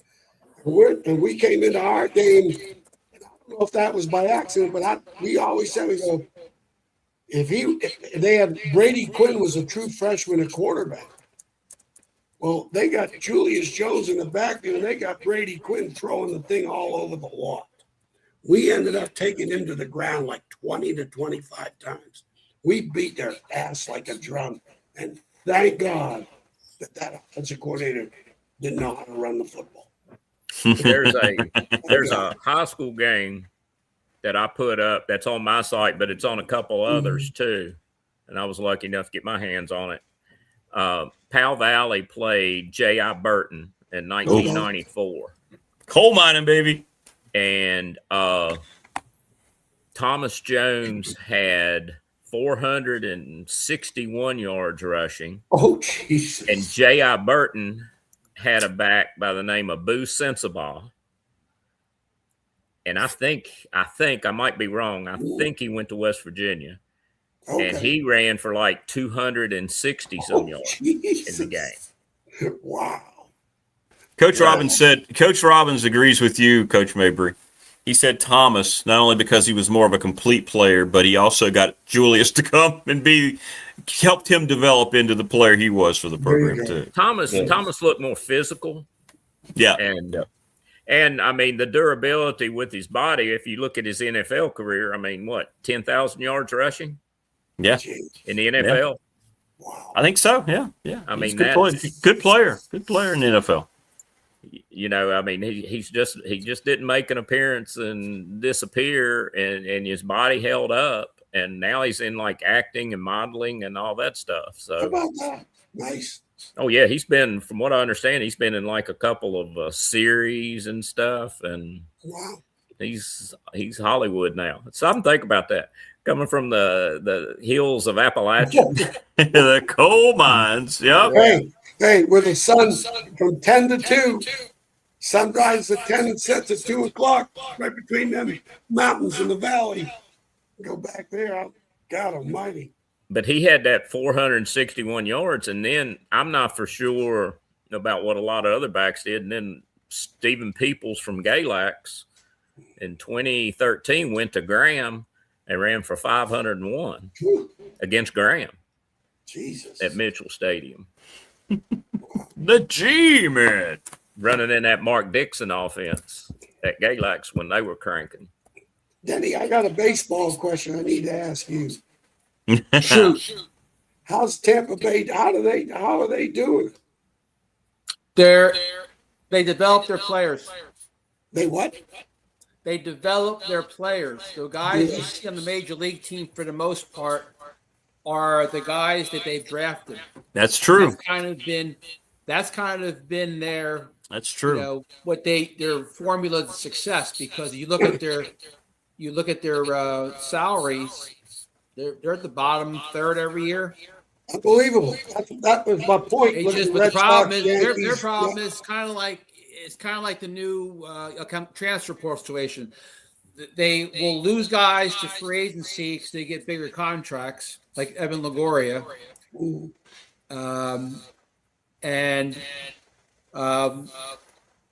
So they bring in another group of guys the following year because the minor leagues had to develop in the minor leagues.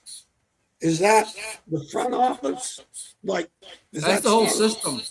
The whole system, top to bottom. Yeah, that's like I said. You look at their average payroll the last 10 years, and you tie it up against their record, and probably have one of the higher winning percentages and one of the lowest payrolls. Unbelievable. Is there a chance in hell at all that they will get a salary cap? Yeah, it's going to happen. Some of these will happen. If you put the salary cap at 200, you've got three teams that are way above and over. What do you have? How they get to eat those contracts until they're done, and then that's why I'm more concerned how it's going to work, because obviously they do instill something. These guys that are going to be losing money, how do you like penalize them? You're going to tax them? How's that going to work? You know. Well, it's all, they've let it get completely out of control. I saw Passan said he had 11 owners tell him last week that they don't think one pitch will be thrown in 2027. Unless there's a salary cap. It's going to be the work stoppage. How would you like to be that cat from Detroit right now? Scooble. He threw his last pitch for the Tigers. He's going to be very, very, very, very, very rich here very soon. Is he a free agent? He's a free agent. Man, I'll tell you what. And that's going to happen in a couple of days. Yeah. He's got to be. I mean, he's one of the better pitchers I've seen on TV. I mean, that guy. Woo. Skeets had a bit of an off year. You have to wonder if Livy's lifestyle is affecting his pitching. But him and the guy from Milwaukee, Mizorowski, he's below 1.6 right now for an ERA. Ooh. He throws 105. He's hit 105 miles an hour this year. Crazy. That's not bad. But going back to the salary cap, it's again, they're trying to even the playing field. They think because obviously your teams that can afford players, other teams. That was the whole purpose of Billy Beane and Oakland A's. He had to find ways not to spend money. And he went with this, find guys to get on base, which we talked about the other day, that on base percentage is not a big deal. It's not batting 300. But, it's basically to even the playing field. It's a competition thing, too. Some of these teams don't go as deep and have bullpens like the Dodgers do. So if you got to go to a 5-7 game series of the Dodgers in the playoffs, they're going to have arms. Yeah. No shot. Yeah. And they can go out. I see two sides of it. I mean, like, I got all this money. I should be able to go buy what I want, as opposed to, how is Rutgers? How is Rutgers? I'm bagging on Rutgers because it's my state. How does Rutgers possibly compete in the SEC for football? You make the SEC a little better, a little less better, and bring Rutgers up. That's how you even it off. Why? No, we kick the hell out of Rutgers. We have the resources. The same thing. How the Mets? Don't they have the Mets, the Red Sox, the Yankees? There's more with high salaries outside the Dodgers. Take away the highest salaries and the lowest salaries, and some of the. I mean, even the White Sox are having a good year. Yeah, well, again, that's the beauty and the bad thing about and we talked about Jalen Carter signing for 4 years and $152 million. Okay, it's all upfront money. Right, at the peak of his career right now. Okay, whereas the Mets are still spending $1.1 million a year on July 1st on Bobby Bonilla. Eventually, the Yankees are going to probably have to pull one of these. Baltimore, Crash Davis. I forgot how many millions of dollars they owe him to retire because he basically got his contract based on 1 or 2 years. And same thing. I mean, with the contracts are guaranteed. So if you get hurt, you're making $15 million a year. Blow out your arm first game, $15 million. Yep, you still get it. Wow, that's crazy. Rick, I don't know if you saw this. The YouTube catfish hunting. Yeah. He talked about baseball and the pitchers not pitching from a full windup today using their bodies. They're throwing 100 miles an hour, but they don't ever get that. I mean, you look at, again, I was a fan, I look at Warren Spahn, Juan Marshall, and Sandy Koufax, and I'm looking at these pitchers pitching out of a stretch today, and they're not even going 6 innings. Yep. Or Bob Gibson, who had someone said like 200 and something plus. Who was it? Nolan Ryan, whatever, 250 complete games. Something insane. But it was hilarious listening to him talk about how baseball today, it's not even close. Well, you mentioned the Tampa Bay Devil, the Tampa Bay Rays. I can't remember I know they knocked the Yankees out doing this one year, and I forgot if they made it to the World Series or not. Maybe they won. I can't remember, but I remember the series. They were using 9 guys. They were using like a guy an inning on the mound. You never. They were literally that year doing. They were throwing bullpen games. everybody in the bullpen threw. They didn't have, say, 4 or 5 additional starters. They were throwing bullpens out. Jesus. That's crazy. Because you know what? You think about it, that's the biggest thing is, somebody asked about, the guy's going to be a starter or a reliever. Well, if he's only after the first time you see him, you got him. He's a reliever because you're gonna need the most time the good starters. Get 3 times to the batting order, but they kind of changed that now. Yeah, it's very. Somebody came out of the game the other day. It was 7 innings, like 1 hit, 10 Ks, and they pulled him out of the game. Yeah, like the perfect game guy a few weeks ago, right? Yeah. Like, what are we doing? What are we doing? Yeah. Oh, well, I still love the sport, but but people started copying the devil with the Rays. The other teams have done this too. They really just go out there and max out. Listen, I've seen kids. We've had kids at Radford where what they threw coming out of the pen was not the same as those relievers when they were starting because they had to try to save their tank to try to get into that 4th, 5th inning and help out Coach Garrett and make it easier on our bullpen. Wow. That's crazy. Denny, who was your team when you were a kid? Excuse me? Who was your baseball team when you were a kid? The Yankees and the Giants. Yankees, well, that's the Giants, because local, but the Steelers. But the thing with the Yankees, and I was thinking about this today, and it's funny this comes up. Why am I no longer a fan of the New York Yankees? I forgot what year it was. And I know it was a playoff game when the Indians knocked out the Yankees, I think. I think that's what happened. One of the outfielders from the Indians said was an interview, they go, New York has the worst fan base in professional sports. You know what? They're 100% right. The New York fan base has maybe over the years not liked the Yankees. Yeah. I can't stand Yankee fans. I can't stand Giant fans. And most of the Giants fans are Yankees fans, and most of the Jets and the Mets go together. Oh, there you go. Coach, you were Red Sox, you can right? You can spot the giant Yankee fan a mile away because they're banging their chest when they beat Dallas, and then they're hiding in the hole when they get beat by the Eagles. There they are. Yeah. Coach, you're right, Coach Mabry. Coach Elmo now, he's a Red Sox guy. He's got Red Sox on right now. Yeah. And Rick, you were love him. Who was your team, Rick? I'm a Padres lifer, and I know that's weird.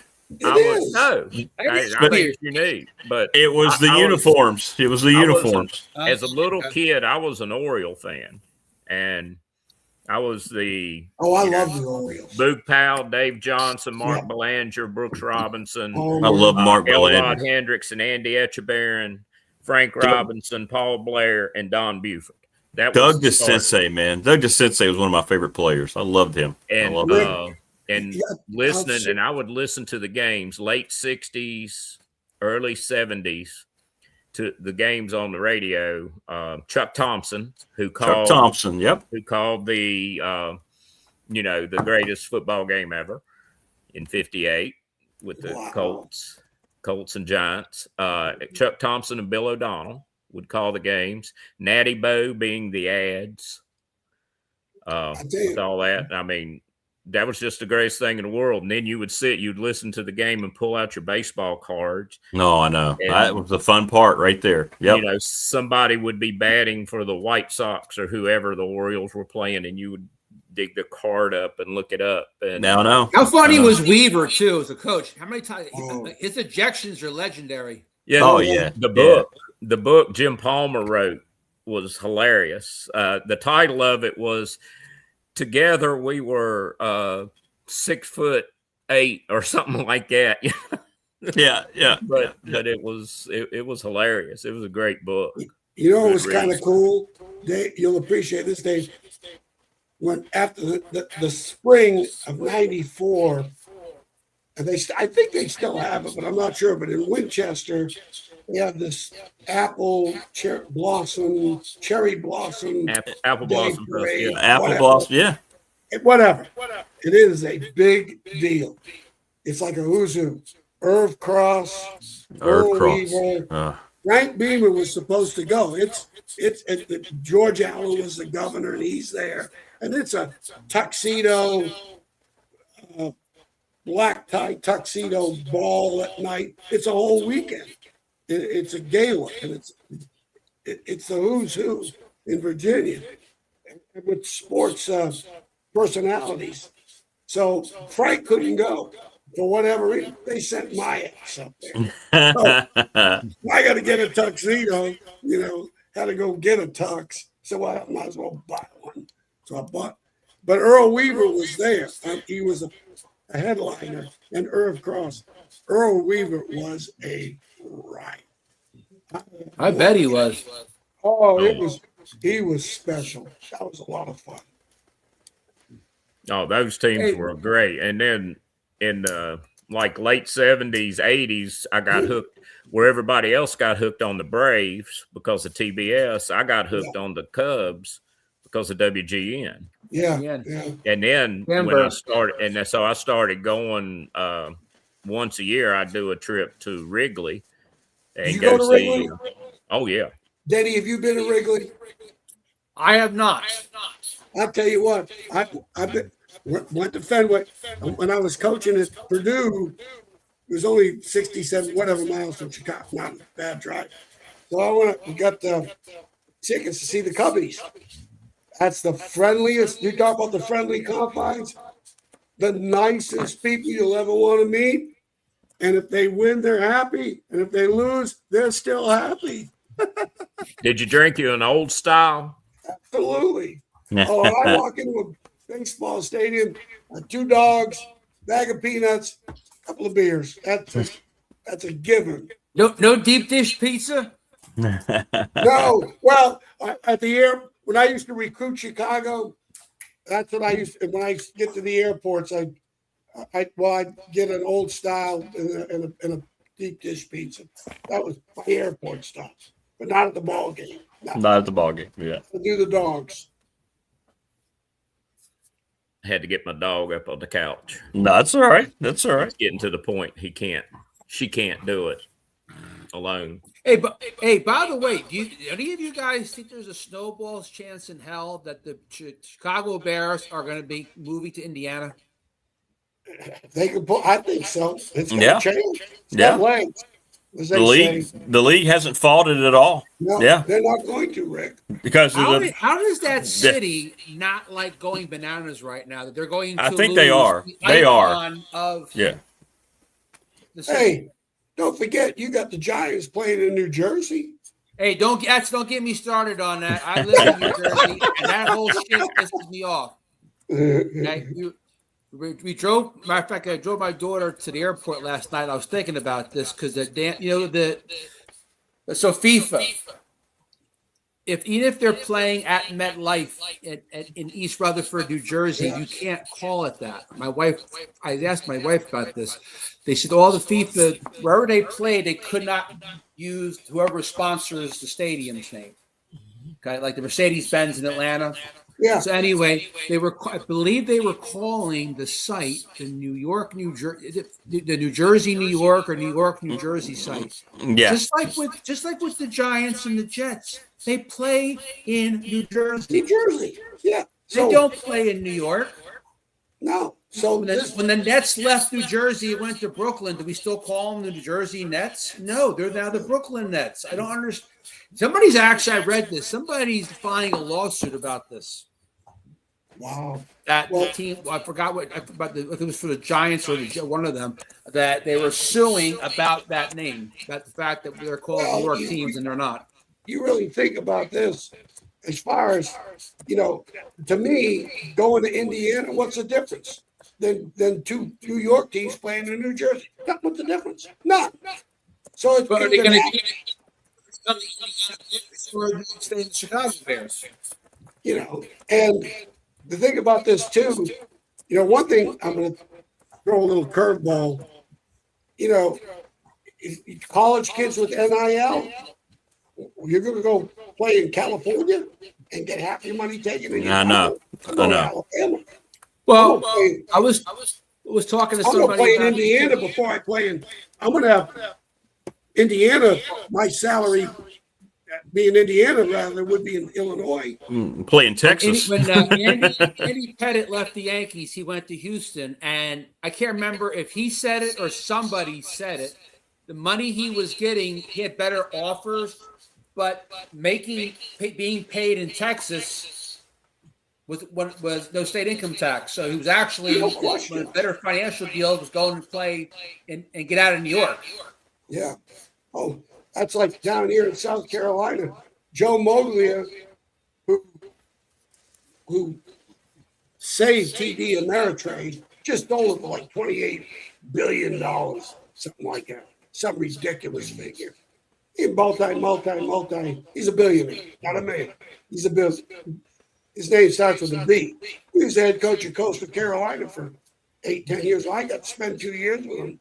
And he told me, he goes, retire in South Carolina because no income tax, no state tax. You know, got to pay your federal. And that's it. You know, and so I get it. Trust me, I get it. New Jersey this time next year. Who was what? I'm retired. It's my last year up here. Where'd you retire? Where are you living? I live in Brick. I'm from Long Branch, New Jersey. Both on the Jersey Shore. Okay. I've been in here my whole life except for my time at school and playing ball. But this is it. Next year. It's my last school year. I'm done. I'm out of here. There you go. Yeah, it's even that crazy thing. If you play, let's say you're in Seattle, or what was it crazy about? That's what I was getting ready to say. Yeah, that's what I was getting ready to say. You talked about the quarter. Yeah, tax in California. Tax for playing away. He lost money. He lost money by playing and winning the MVP. Rick, here's something funny because I went through this. So I was able to get a workman's comp settlement for my injuries playing baseball. Okay, so I sued the California Angels, and it's we were talking before about injuries, the football players and hockey players. My attorney was one of the first guys that started that business where they started going after professional sports teams for the wear and tear injuries of their athletes, especially the brain. Now the brain injuries is their big thing. Mine was my hip. So anyway, so this wear and tear, it's a lot of these teams, these guys are looking into this stuff though. Well, right, Elway, you got to talk about Johnny Elway. By the way, he was a second-round pick of the Yankees. He was great baseball player. $140,000 bonus was pretty good. Yeah, great baseball player. You know who else was a good pick? Here's what. So, a friend of mine never played for a California team. However, he signed his contract in California, because that's where he was playing with the Brewers at the time. I think Brewers were Stockton. So they met somewhere, and he was coming from Independent. He signed in California, pitched with the Brewers. So I asked my attorney about who qualifies. He goes, even if you signed your contract in California, you're eligible for this. Unreal. Called him up. He qualified. He got a settlement as well. But going back to John Elway, so this whole thing came to an end. What was happening was, like you said, John, these people were getting hurt playing against the Raiders at the Coliseum. They got injured. They got this document, the concussion. They blew their ACL, whatever. It affected their career. They're going back and they were suing the state of California for the injury they sustained playing in that one Raiders game. Oh, jeez. Or you can say, well, all the times I played in California, I was playing for this, and it's any sport. Yeah, but it's insane. But yeah, so yeah, they get taxed wherever where they're at. Oh, when you look at where Southern Cal. Hold on, hey, the Cowboys are going to be last place this year. That's a lie. That's all. See, there you go. See, there you go. No, got that done, man. Hey, listen, fellas, I'm gonna be honest with you. If y'all traveling this year, if y'all Yeah, tell us about this. Yeah. Okay. Yeah. So what's happening? Like, Coach doesn't know this, right? Going to away games suck. Okay, they absolutely suck, man. Because when I did it, Key's rookie his freshman year, man, I almost killed my wife going to Syracuse. Okay, I really did. Coach Elmo, you know this like I ain't like, man. Syracuse was it like vacation? Is huh? No, let me tell you. No, thank God no. for the view. When I coach here, we always say, thank God for the dome. Yeah, Because but oh God, listen, this is what happened, Coach. So you fly into Syracuse. Syracuse, I don't know how they recruit anybody at Syracuse. I don't either. It is an absolute, hey man, the it's dome. a dump. It's a dump, man. It's nothing to do, man. And so you get there to the airport. So we got a rental car. We drove to the hotel. We're all there at the hotel. And then when you get ready to go to the games, you got to drive there and then you park. There's and no they don't parking. have it. There's no parking. So I took my wife to this. We went to this one spot and parked. And so we think we kind of close. Oops. So, oops. So we're walking, right? And I'm talking about we're walking. And my wife's like, ooh. I'm like, yeah, baby, let's go ahead and rest a little bit. And then you don't know, in the past, what they used to do is you had to go physically pick up your ticket, right? For the away game, right? Well, now they electronically send it to you where you can go in and check in and you can walk inside and you can go in at any door. Because it used to be you had to go through one specific door if you were, the away team. And Will call. Yeah, will call. Yeah. And so you go do that. So now they digitally send. I just found out a few minutes ago they digitally send it to you. So which is great now. But what they're doing now is they're trying to get a charter bus from where the team is playing, and it takes you to the venue. You sit there, you get let off by the bus, and then you can go straight in. And I think that's just the best thing ever. I like that. Yeah, man, that is great. So listen, you know why? I don't games. When people say, "Hey, would you go to a game?" If you got a parking pass for me, I may think about it. Absolutely. I don't care about the tickets. Exactly. The parking pass. The parking bus. And so I think with the charter bus we found out, I called up, found a charter bus company, and we're going to charter a bus. That's cool. To Clemson. We're going to charter a bus to SMU. We're going to try to get one to Cal. We're going to we definitely have to get one for Miami. But the thing about it, we're not affiliated with the school. The school's not doing anything about it. It's kind of like just a group of parents, and we're going to talk to them and get them on. But it's like a 60 passenger charter bus. That's awesome. And you go to the team hotel, you get on there, you ride to the venue, go to the game, get your let off. The bus, you get off, and then the bus will stay there to like 8:30, like the 7:00 game against SMU. We say, hey, we need the bus here. Get back on like 10:30, 11 o'clock, and then it drives you back to the team, the hotel where the team is.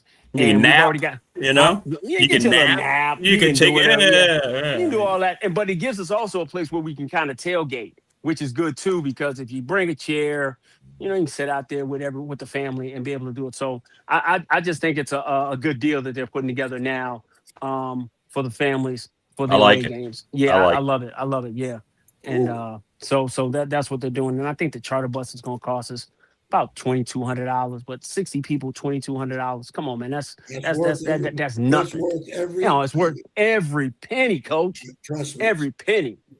I know. So I'm looking forward to it. Even though I'm going to Clemson, I'm going to SMU, and I'm going to Miami. Those three good spots. Yeah. I'm not going to Cal. You're gonna love SMU. You're gonna love SMU. We played there, Radford. We just played there this past year. Yeah. It is.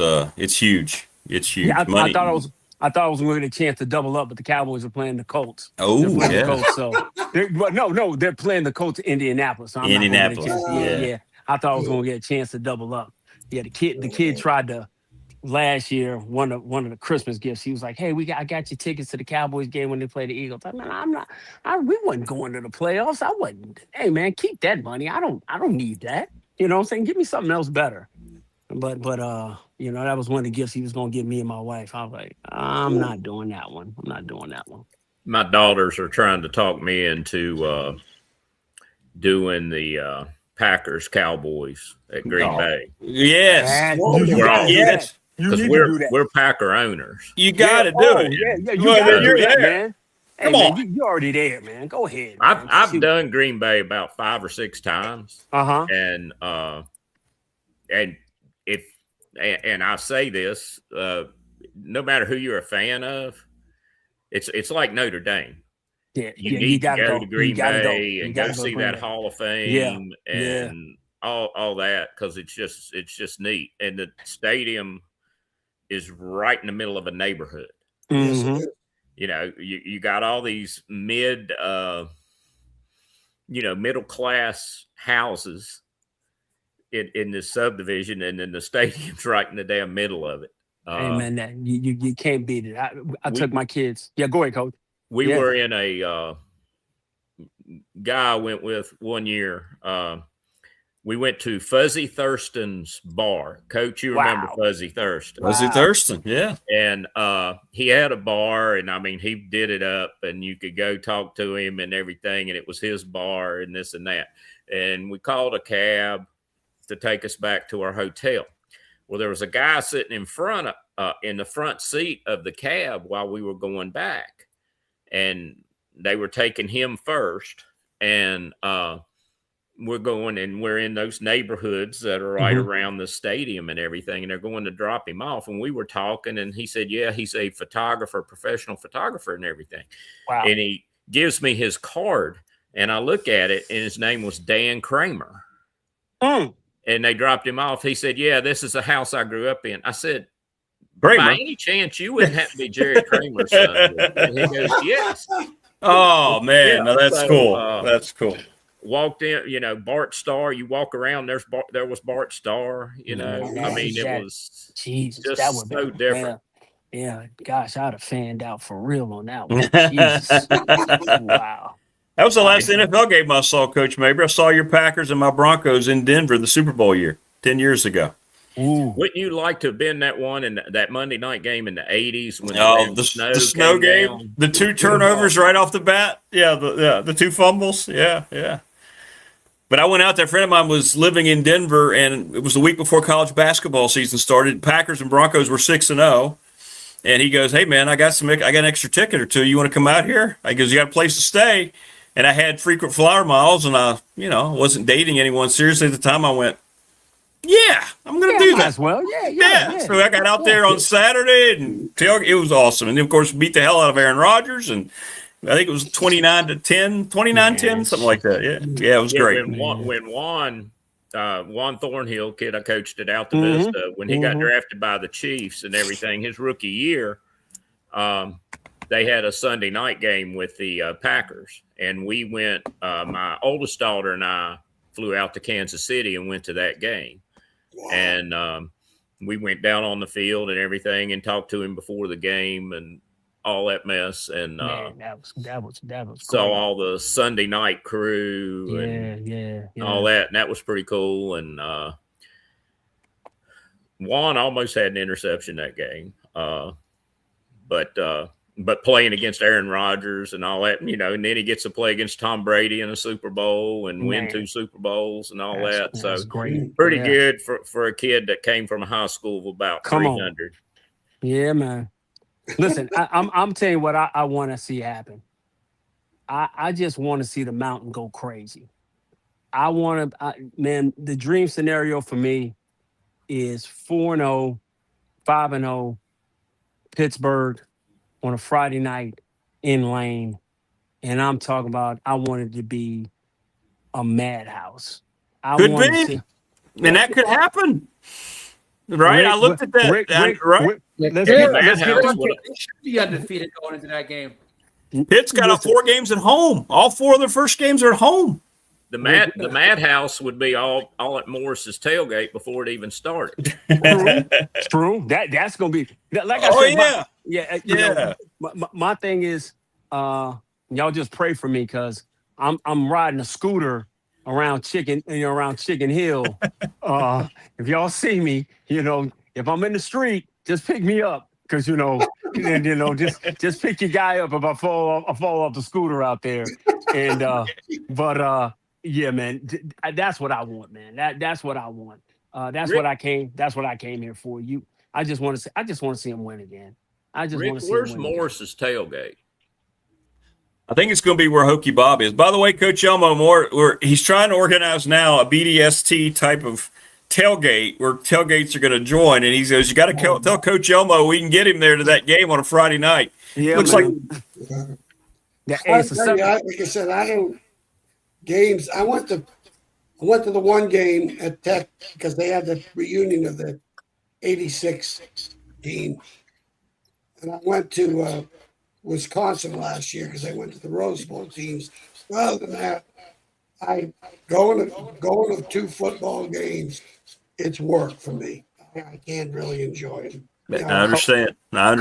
Parking, traffic. Yeah, but at least with the Rose Bowl, when going back to Wisconsin with the Rose Bowl Union, they take care of you. You know, your tickets, everything was combined. Same thing in Virginia Tech.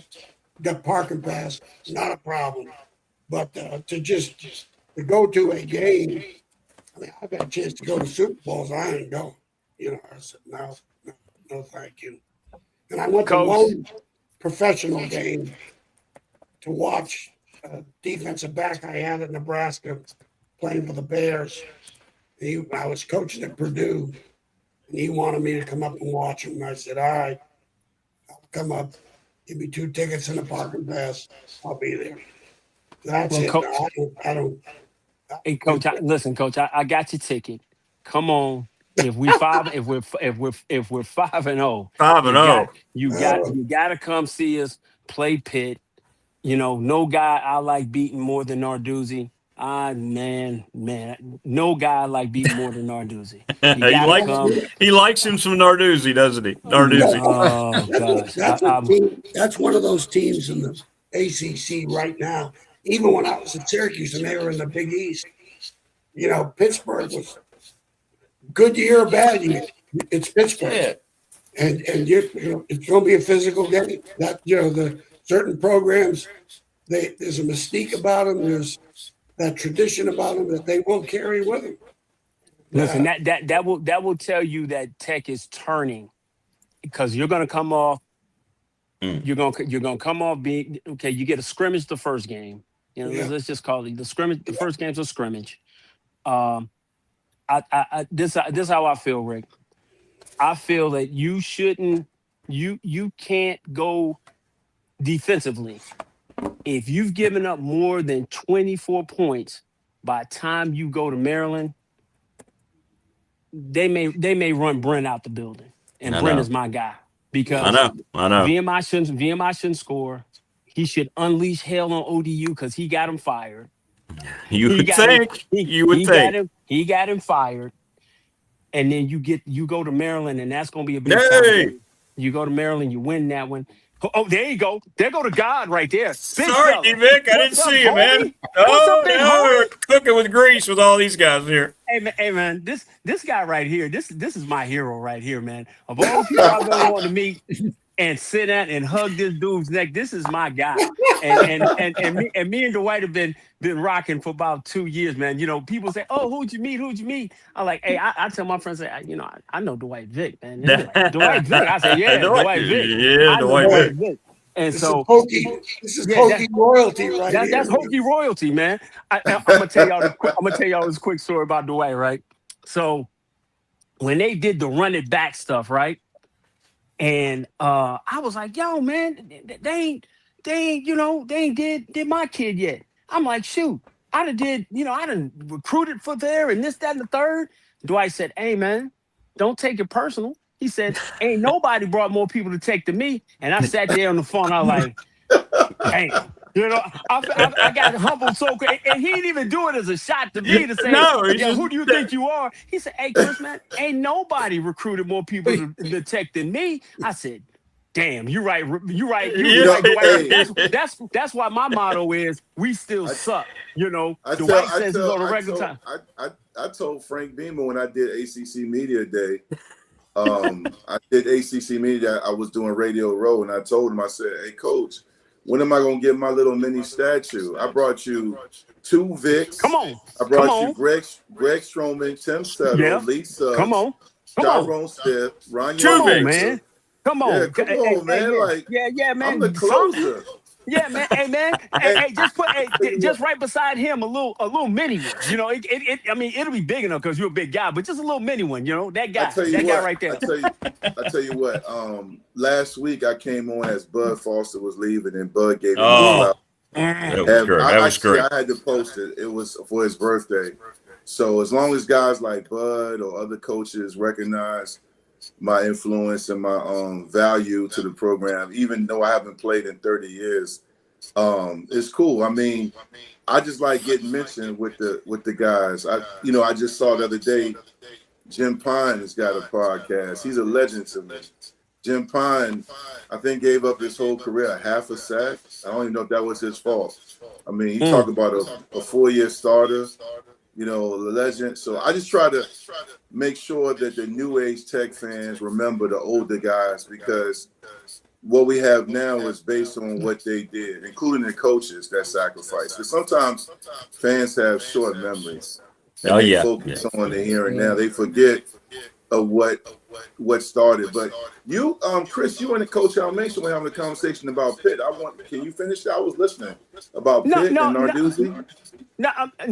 My thing. Okay, my interactions with Narduzzi was brief, because let me give you background. Narduzzi is from Youngstown, and my wife is from Youngstown, Ohio. So that's where his family's from.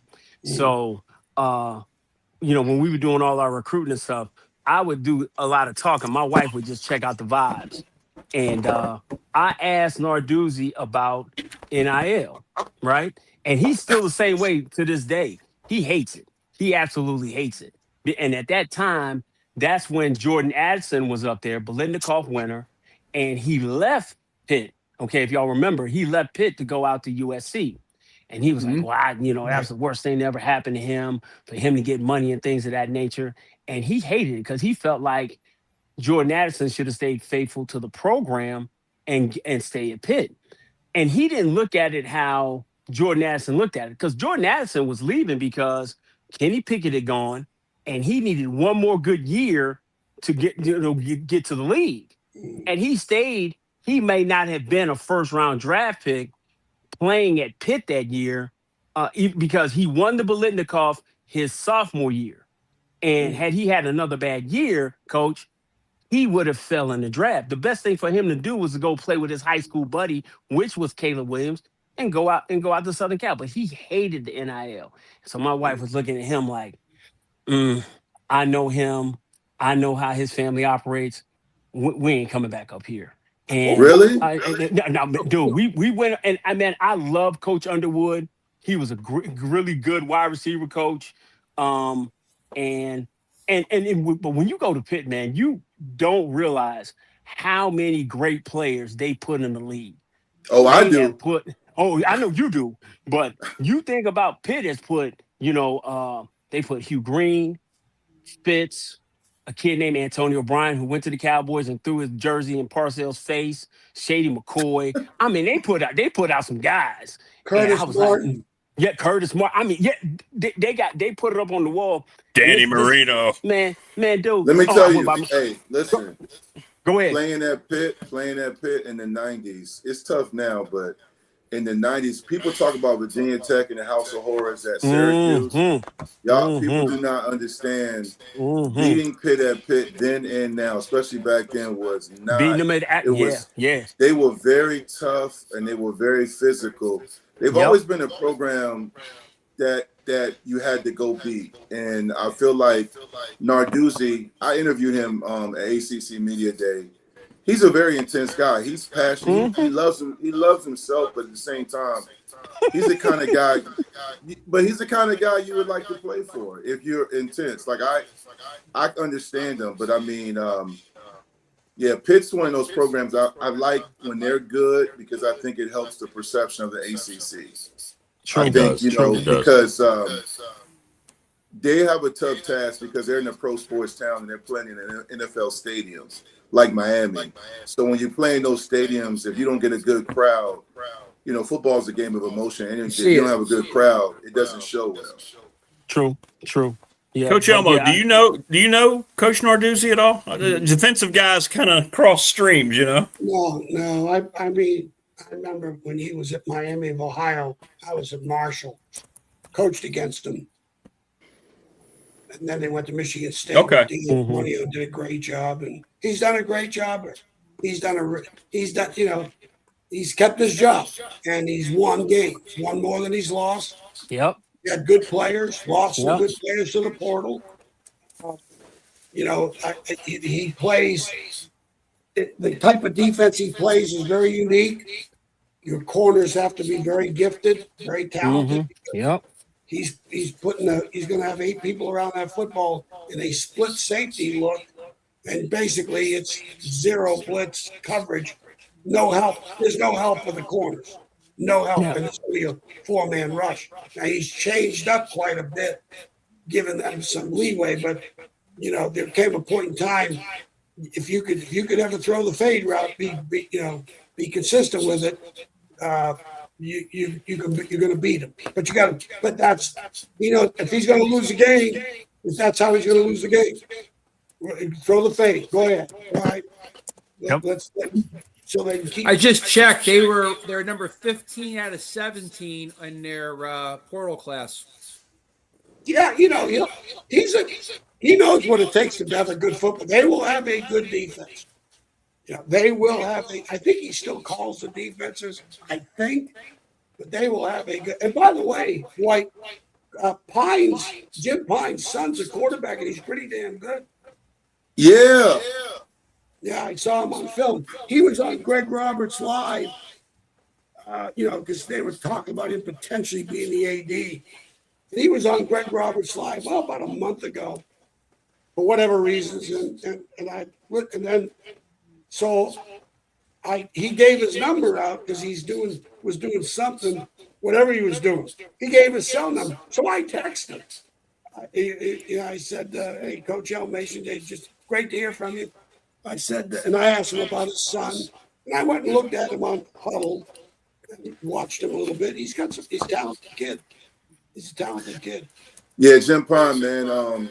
He just interviewed Harbaugh, the Giants head coach, on his new podcast he started. And I'm doing the podcast. Yeah. I love Jim Pine. I didn't get a chance. When I came in, he was leaving, but he's one of those guys. Tech fans talk about Jake Grove and Todd Washington and Bill Connolly. When we talk about one of the best linemen in Virginia Tech history, Jim Pine has to be at the top of your list, or at least in the top 3.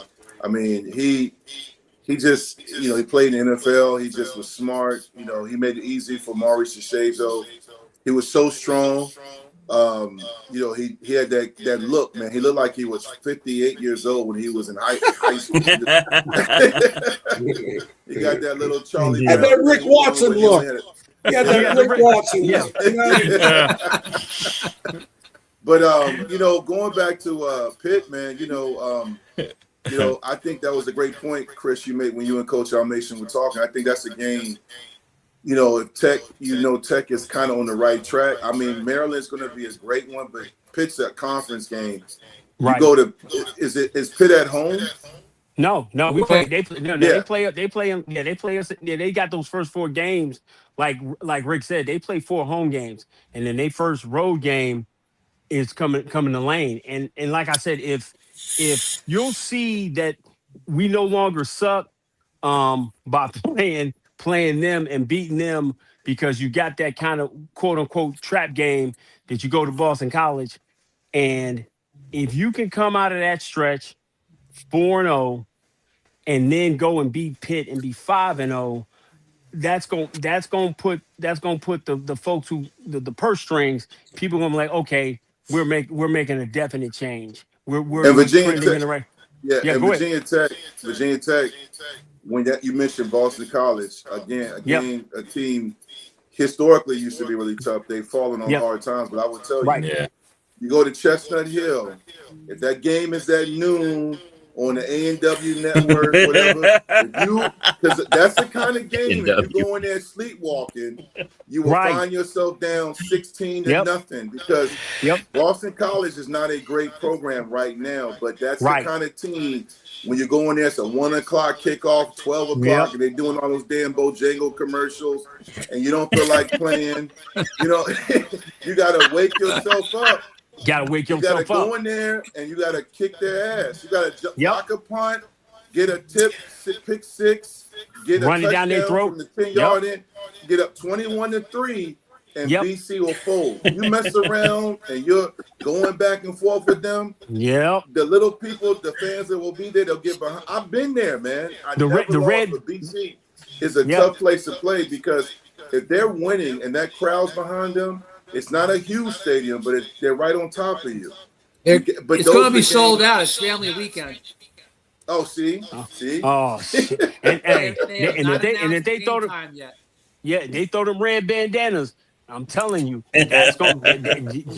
But that's a game. Respectfully, Franklin.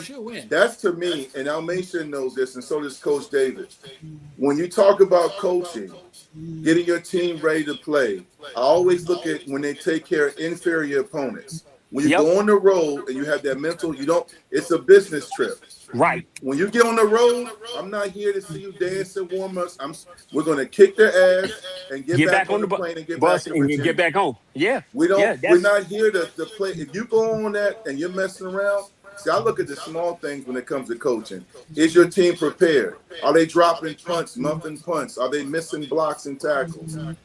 Those are the games you get to BC. It probably will be a noon kickoff on some channel that you got to hunt for. Because nobody else is going to watch. ACCNX. Yeah. You got to go in there. Jeffrey Overton Jr. and Hawkins have to get off. You got to win that game. You got to win that game. That's 2 road games back to back. You're gonna play Maryland. You come up and it's so many things that Franklin can get you off the snide this year. You get that Power Four win outside the conference. You get that, and you go to BC, bust them in their mouth, and then you can start. I might be able to get Dwight if we go and beat Boston College like I expect. I might get my gift. I can get Dwight Vick back in Lane Stadium. That's all I want, man. I want Dwight Vick back in Lane Stadium cheering for the only team he really loves, and that's what I'm hoping for. I think what's crazy if you don't count the spring game. Oh my God, I might not have been back. I think the last time I was there, this is kind of embarrassing. Might have been the comeback win over UVA when Bucky Hodges caught the winning touchdown. Bucky Hodges. That's criminal. That's no, criminal. I mean, I'm trying to make sure. I think I might have been just some road games, but you gotta remember my children, my son and my daughters are athletes. Right. So, I was coaching as well. But I think it might have been it was a UVA night game, Black Friday, I believe. And the receivers were Isaiah Ford, Bucky Hodges, and Cam Phillips. Yeah. And to Almation's legends.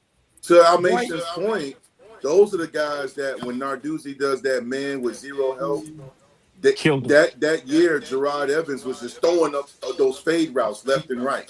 Because Narduzzi was like, we're not going to get out of man. We're not going to get out of man. So, yeah. Hey, Dwight, let me ask you a question. Did Virginia Tech, Chris, maybe you can answer this. Did they do anything with former players coming back? And, like I said, 5 years ago, they did the 86 Peach Bowl team reunion. That was really kind of cool. But not only just reunion, but are there a lot of former players? What do they do for the former players up there? So, do they make a big deal out of it? And we're comfortable going? It is now. That you know, it's so funny you said this. You asked that question, Coach. That was a big point of contention with a lot of us. I actually led the way on that along with a few other guys because somewhere along the way, God bless his soul, when Jim Weaver was sick and on his way out and Beamer was on his way out, they really dropped the ball with connecting with the former. It was a really big deal and it was bad. It had gotten bad. And I'm not afraid to say this. I've said this. People know. And it got worse because when Fuente got there, he didn't give a damn. He didn't want to talk to us. He didn't even want. He didn't even care. He just didn't. He felt like that was not his problem, and it just was really bad. And then they tried to have like a board led by Chad Beasley and Kevin Jones. Kevin Jones was working alongside Whit Babcock. So you had the transitioning of the old regime with Beamer retiring and Jim Weaver passing. And then you had all these new guys in Merriman. You had Whit and you had Fuente. Whit had no connection with us, and Fuente didn't want to have a connection with us. So it got worse. They assigned Kevin Jones. I had a lot of conversations with him, but they just couldn't get traction. I mean, you're talking about, people say, well, the fans would say, what were y'all asking? The guys from Dooley's era and Beamer's era were asking just for a patch of grass, a place in the outskirts of Lane Stadium to tailgate and have access to go into Merriman and be around the practices and be around the program like you see at Miami and other prominent programs. And they wouldn't give us the access. Yeah, DJ Parker, the great safety that had a great career at Tech from Phoebus High School, he got shunned. Derek Smith was there with his two daughters. He's an assistant coach here in Loudoun County. He went there and he wrote a letter to the Collegiate Times about how he was embarrassed, how they would not let him come into the new indoor facilities. They wouldn't even let him walk. This is a guy that was drafted in the 5th round by the Redskins and started at left tackle, one of the best linemen in Virginia Tech history. So he went on Tech. And of course, me, not shy of any controversy, having my voice, I tweeted, you can't say this is home, but won't even give us the key to the back door. So at that time when I tweeted that, I have a lot of followers, and it got a lot of attention, along with Derek's letter to the Collegiate Times. I got a call from my good friend, Bud Foster. He wasn't happy. He was like, Dwight, I love you, Dwight, but you can't tweet stuff like that. And I was like, Coach, it's the truth. And to be fair to Coach Foster, he's worried about winning games, but there was a big discrepancy between what they thought was acceptable versus what we were getting. And I'm talking about guys like Von Hebron, Jim Druckenmiller, some of the best of all time were not really being welcomed back. Yeah. And then one thing Pry and his administration, and when they came in, I give a lot of respect to Coach Pry and the staff he brought in. They really made it a priority to get us back. So now there's a listserv, there's events going on. We can watch practices. We can get access to the sideline, because my feedback to Foster and to any program, especially Virginia Tech, when you look at whatever sports you cover or you're part of, if you don't have the guys that help build that thing around and having some input, then the bottom line is you're going to fall, because you don't know what it takes. You don't know. You have to keep the one thing I like when I see it, and as much as I hate the Miami Hurricanes, they do a great job of keeping the old connected to the new. Yep. And Tech has gotten back to that, not just with their former players on their staff, but they have a lot of guys now that come back and speak. Franklin's doing a great job of having guys come back. He's making the effort. So, you know, a lot of the fans, they hit me up. They were like, well, Dwight, what are you expecting? Hotel rooms and tickets? And I said, no, just respect. I don't need you. Listen, I'm very blessed. I don't need you to kiss my ass. I just need you to understand that when we come back, is there a section? Is there a systematic approach for how we can get tickets? Because guess what? Many of former players are high school coaches like Lauren Johnson. Why would you not want guys that played there to be connected to your program? because Highland Springs is arguably one of the best programs in the state, and you want Tech to still be welcomed in Highland Springs. But Fuente really messed it up because he didn't even recruit guys that wanted to be Hokies. Kevon Wallace wore number 12 that played at Clemson. He was waiting for his Tech offer. He wore number 12 because of Lauren Johnson. Tech never offered until late. And then you look at Greg Dortch, who's still in the NFL now, who played at Highland Springs along with him. His only offer was Wake Forest and some other mid-majors. Tech, I was at the game when they beat Indian River. Fuente's in the end zone as Greg Dortch scores a punt return to beat Indian River to go to the state championship. Fuente didn't offer. And I did a podcast talking about the importance of pipelines in the states that were damaged because Tech was doing the bullshit hashtag Texas to Virginia mess, and we weren't even recruiting in-state guys. And then you're not even welcoming back the players. The final straw was when the 99 team was honored. And Fuente, after the worst home loss since 1992 against Duke at home, didn't even walk over there to talk to, guess who? My blood, Mike Vick and those guys. So this is the mess that was created. Now it's gotten much better. And I can go on and on. I'm sorry, Rick. I'm just, No, that's what it's all about. No, this is great. Right, you know why I brought it up? I'm going to UVA this Saturday. Yeah. And I get constant emails from the football office inviting that they send out invites. Mm-hmm. Not one time have I heard anything from Virginia Tech. Now, when Brent was there, I didn't have to. When JC was there, I didn't have to. Or when Bud was still coaching, I could go to the practice, or I could walk in the damn building, But that needs to change. I'm gonna have to say so. I'm gonna text Coach Paul because you need to get royalty. I mean, and it could be just one of those things, Coach, not to speak on behalf of Franklin, but it could be one of those things that's lost in translation because. I'll tell you what. The thing about where UVA, like this weekend, what they're doing, they're having a scrimmage at 11 o'clock Saturday.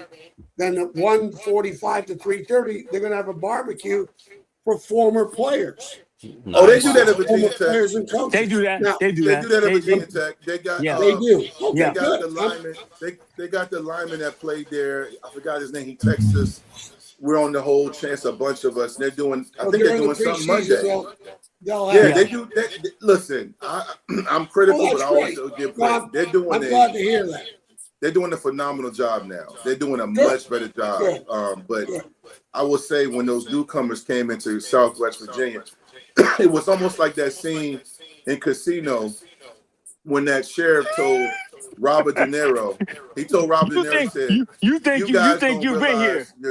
You're visitors. You're visitors here. We allow you to be here. You come from out there. You think you're visitors here. We let you be here because we allow it.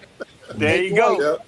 One thing, I'll let you go, but one thing that Virginia, I'm not bragging on them, but when I go up there, I'm not saying this is what Virginia Tech needs to do or should do. That's not fair to anybody.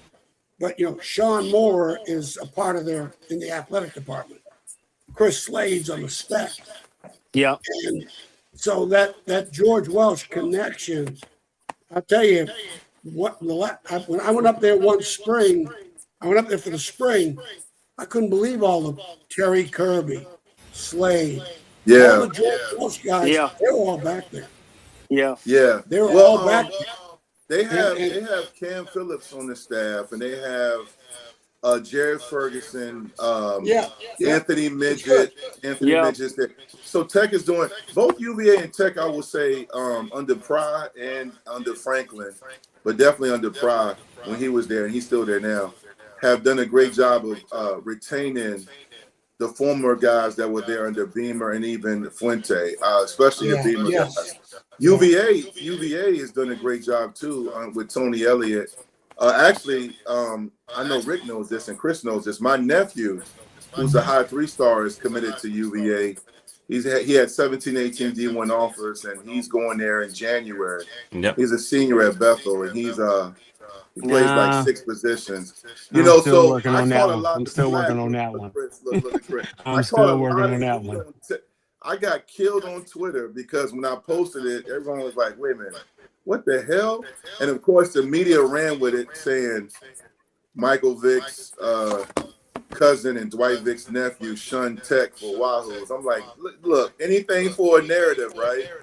Absolutely. He didn't shun Tech.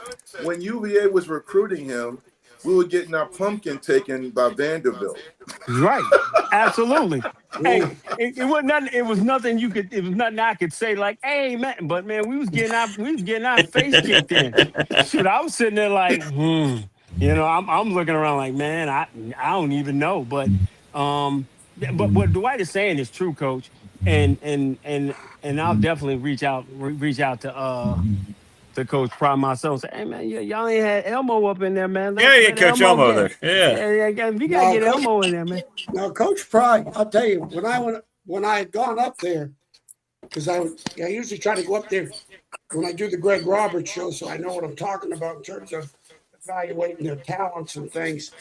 But Brent treated me great. No, I was treated great. I was just wondering, I'm just telling you what UVA has done because I hear from them. Yeah, they've done a good job of networking to the former players, that's what I was asking. Yeah, they are now. Yeah, good. I will say, and Rick, I think you and Almation Coach, y'all had to talk about in one segment. The one thing I don't, and my nephew has talked about this. The one thing I find interesting is UVA had their best season in school history. And it's like nobody cares. No, the fan base. It's the weirdest thing. They don't get no White. I mean, it's not changed. It hasn't changed. Even when I was coaching there, we got knocked. We took second place in the ACC, beat NC State 31-0. Then third place. The first, second teams are the only 2 slots the ACC got the bowl bids back in the 90s, where there weren't that many around. 35 of them, whatever. They took NC State over us. We were second. We beat them in Raleigh 31-0 because they would travel and we wouldn't travel. That has not changed. And it's not going to change for whatever reasons. It's not going to change. That's so weird to me, man. Because basketball, baseball, lacrosse, UVA shows up. Football, it's like, I've said this to Rick. I told Rick, I said it's so bad at UVA. I could get in, maybe a couple special team snaps. They'll soon, because there's nobody. I went there one time before, and it was just empty, man. And this is when they had Chris Long. They had the Long brothers playing up there. I went up there and watched the game, and they just don't love it, man. And I don't understand it that they don't love it. Who they beat last year, and the kids all stormed the field. Florida State. Florida State. Somebody I know from down there said that apparently when this was getting close, it looked like it was happening. They said there were students that were leaving people were leaving town and the frat parties just to get there for the end to go storm the field and get on TV. They weren't even at the field. Weird, man. They were somewhere else getting done. But even Rick's story about going there when he was UCLA, when Rick told the story about him and his friends got there. Brent got great seats. UCLA was ranked in the top 10 that year. 40-yard line. 40-yard line, about a little past halfway up. I'm like, really? Yeah, man. I mean, it's always been. When I was a kid, man, Tech, they were, I'm talking about like in the early 90s, late 80s, when I was a youngin', that was my first choice. I mean, I had offers from Florida and other schools, but I loved the UVA at the time because Sean Moore, Herman Moore, Terry Kirby, Chris Slade, they were number one in there. Matter of fact, when I'm at Hampton High School, Aaron Mundy, who was a 2-sport star, along with Brian Gerzak, a linebacker, they were there. So they had a lock on the Tidewater area. And then that year, they folded down the stretch and got blasted at Virginia Tech. in 1990, and they went to the bowl. They still went to the Sugar Bowl and played Tennessee because back then you got your bowl bid early, and they played Tennessee. Oh yeah, you know all about what. But I remember, man, like Terry Kirby, more. I mean, they were so exciting to watch. But I gotta give Beamer credit because to me, I remember UVA had a lock on the state back then. Yeah, he did. And we weren't even looking. I thought VT stood for Vermont. We weren't even looking. Yeah. I gotta run, but Dwight, I'm gonna tell you what changed everything. When it's still all said and done, if you're haven't coached at both schools and experienced both schools, but I will tell you this right now: if you're a UVA fan, you don't, unless you're playing them, don't ever wish Tech ill will. The best you want to keep these kids in the state. When Virginia plays Virginia Tech, it's got to mean something. It's got to mean something. Damn cup. Okay, it's got to have national ramifications. Okay, because when Michigan plays Ohio State, when Auburn would play Alabama, Oklahoma would play Texas. Why is that game important? Because it has a national ramification. Okay, and the first time. Think about this, Dwight. I'm gonna let you go. I gotta go. I gotta get up early. Rick, you gotta be. I guess I need to go too. But here's my point now. In 1993, when we turned the program around, Virginia Tech, this is the very first time that both schools were ranked in the top 25 and played each other. First time. And guess what happened after that year? We signed Ken Oxendine. Yep. Okay, I signed him, Ken Oxendine. He's top 5. And the Barbers. And next thing you know, Carolina couldn't come in the state and get any kids. They couldn't do it. Locked down. Penn State, they could come in and get one or two. One maybe. Ohio State, Notre Dame. But Carolina, I was at Wisconsin. We're going to the Rose Bowl. We got Ron Dane. I come down and recruit Lee Suggs. And he visited. Wisconsin. I had no chance. He is going to Virginia Tech.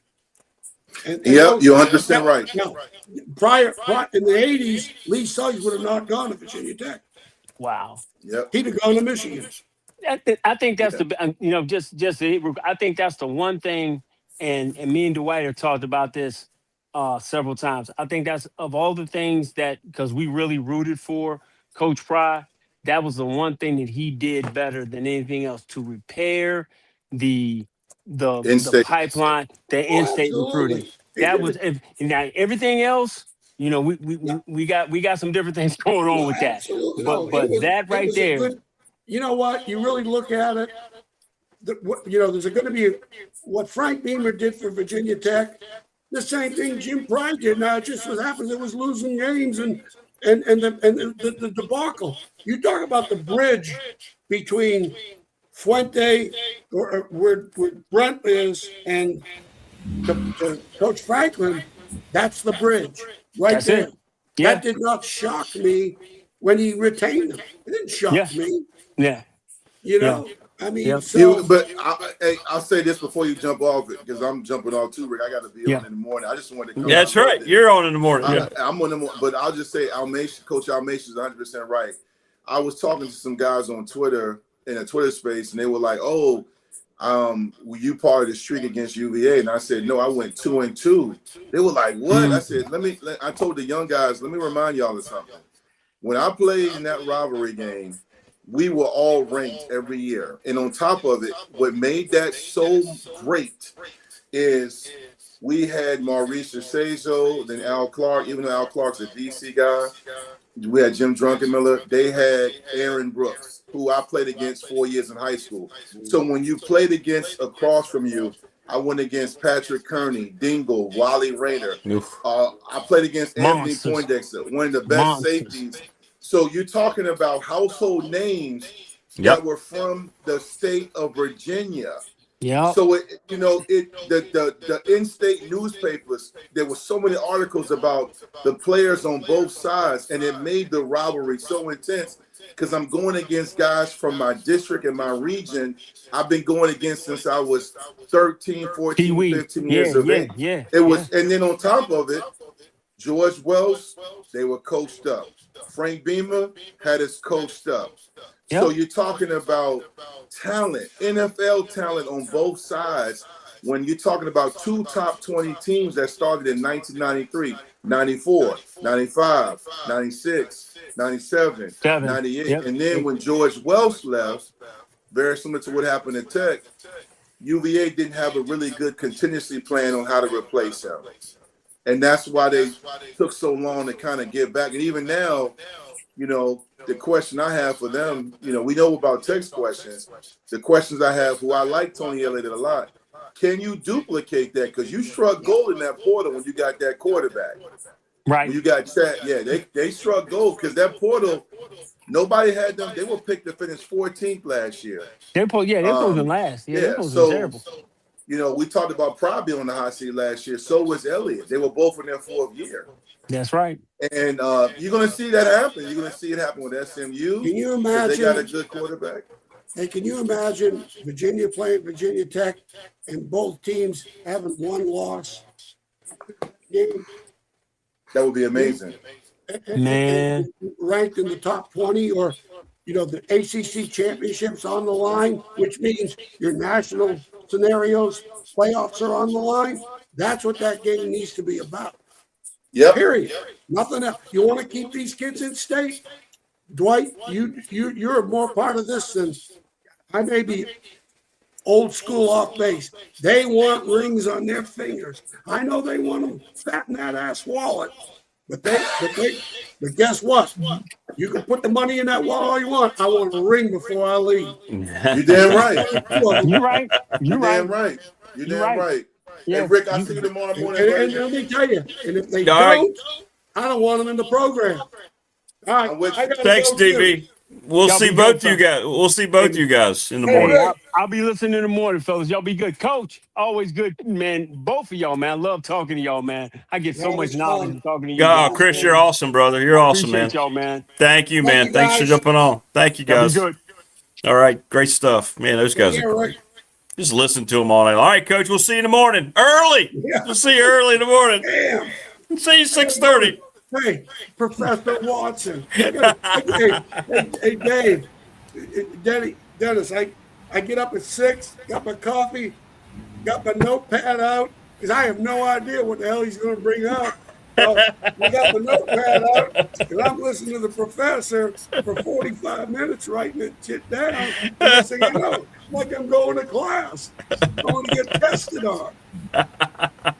You always pass with flying colors, Coach. Oh, I don't know, Rick. Hey, hit me up tomorrow, baby. Give me your best shot tomorrow. All right. I'll try. All right, man. We'll see. See you, Coach. See you in the morning. See you in the morning. Rick, what were you hearing on my end? There's like a hiss. I don't know. It's still doing it right now. Like right now, I got you on. I hear it too. Yeah. I mean, there's except for my dog snoring. Well, no, I think this is like similar to what I was being told. I heard it was sounding like on Monday when I couldn't hear it. Right. So I don't know. It's just something with this is just the way the system does sometimes. Who knows? But thank you, gentlemen. That was great. It's always great to start this thing with you two guys. So. Yeah, and then the main event comes in, and then. But yeah, Chris is awesome. And then the way just sit there and those guys, it's just that's better than anything you're going to watch anywhere else. Those three guys talking, right? I mean, I don't want to turn it on ESPN and watch. You can't watch anything that's that kind of quality. With Coach Almation and Dwight Vick, you're getting an actual scoop of what's happening in Blacksburg. Yeah. And Chris knows all this stuff behind the scenes clearly, right? He knows. It's cool. It's great insight. Even if he doesn't, he's doing a hell of a job conveying. No, he does, man. Chris is good. Chris is awesome. Yeah. Thank you guys. We appreciate you, man. Got a big show tomorrow. We got a lot going on tomorrow. So. All right. See ya. All right. Good weekend. All right. Be good. Night. I'll be in touch, DVP. We got a lot to talk about. All right, man. Bye. All right, good stuff. Thanks, everybody. Thanks to everybody who tuned in. We'll have some clips up, rewatch. More live viewers tonight than we've had in any episode of Pop. We're growing. Got to be consistent. Thanks, everybody in chat, Wayne and Jeff and all the newbies. We'll see you bright and early tomorrow. Final show of the week. Finally, Friday edition. Listen to this. You got Coach Elmo. You got Mike Ashley. You got Jen. And then you got Dwight Vick. Why would you want to be anywhere else? The answer is you wouldn't. All right, everybody. Take care. Stay safe. We will see you tomorrow on the Finally Friday edition.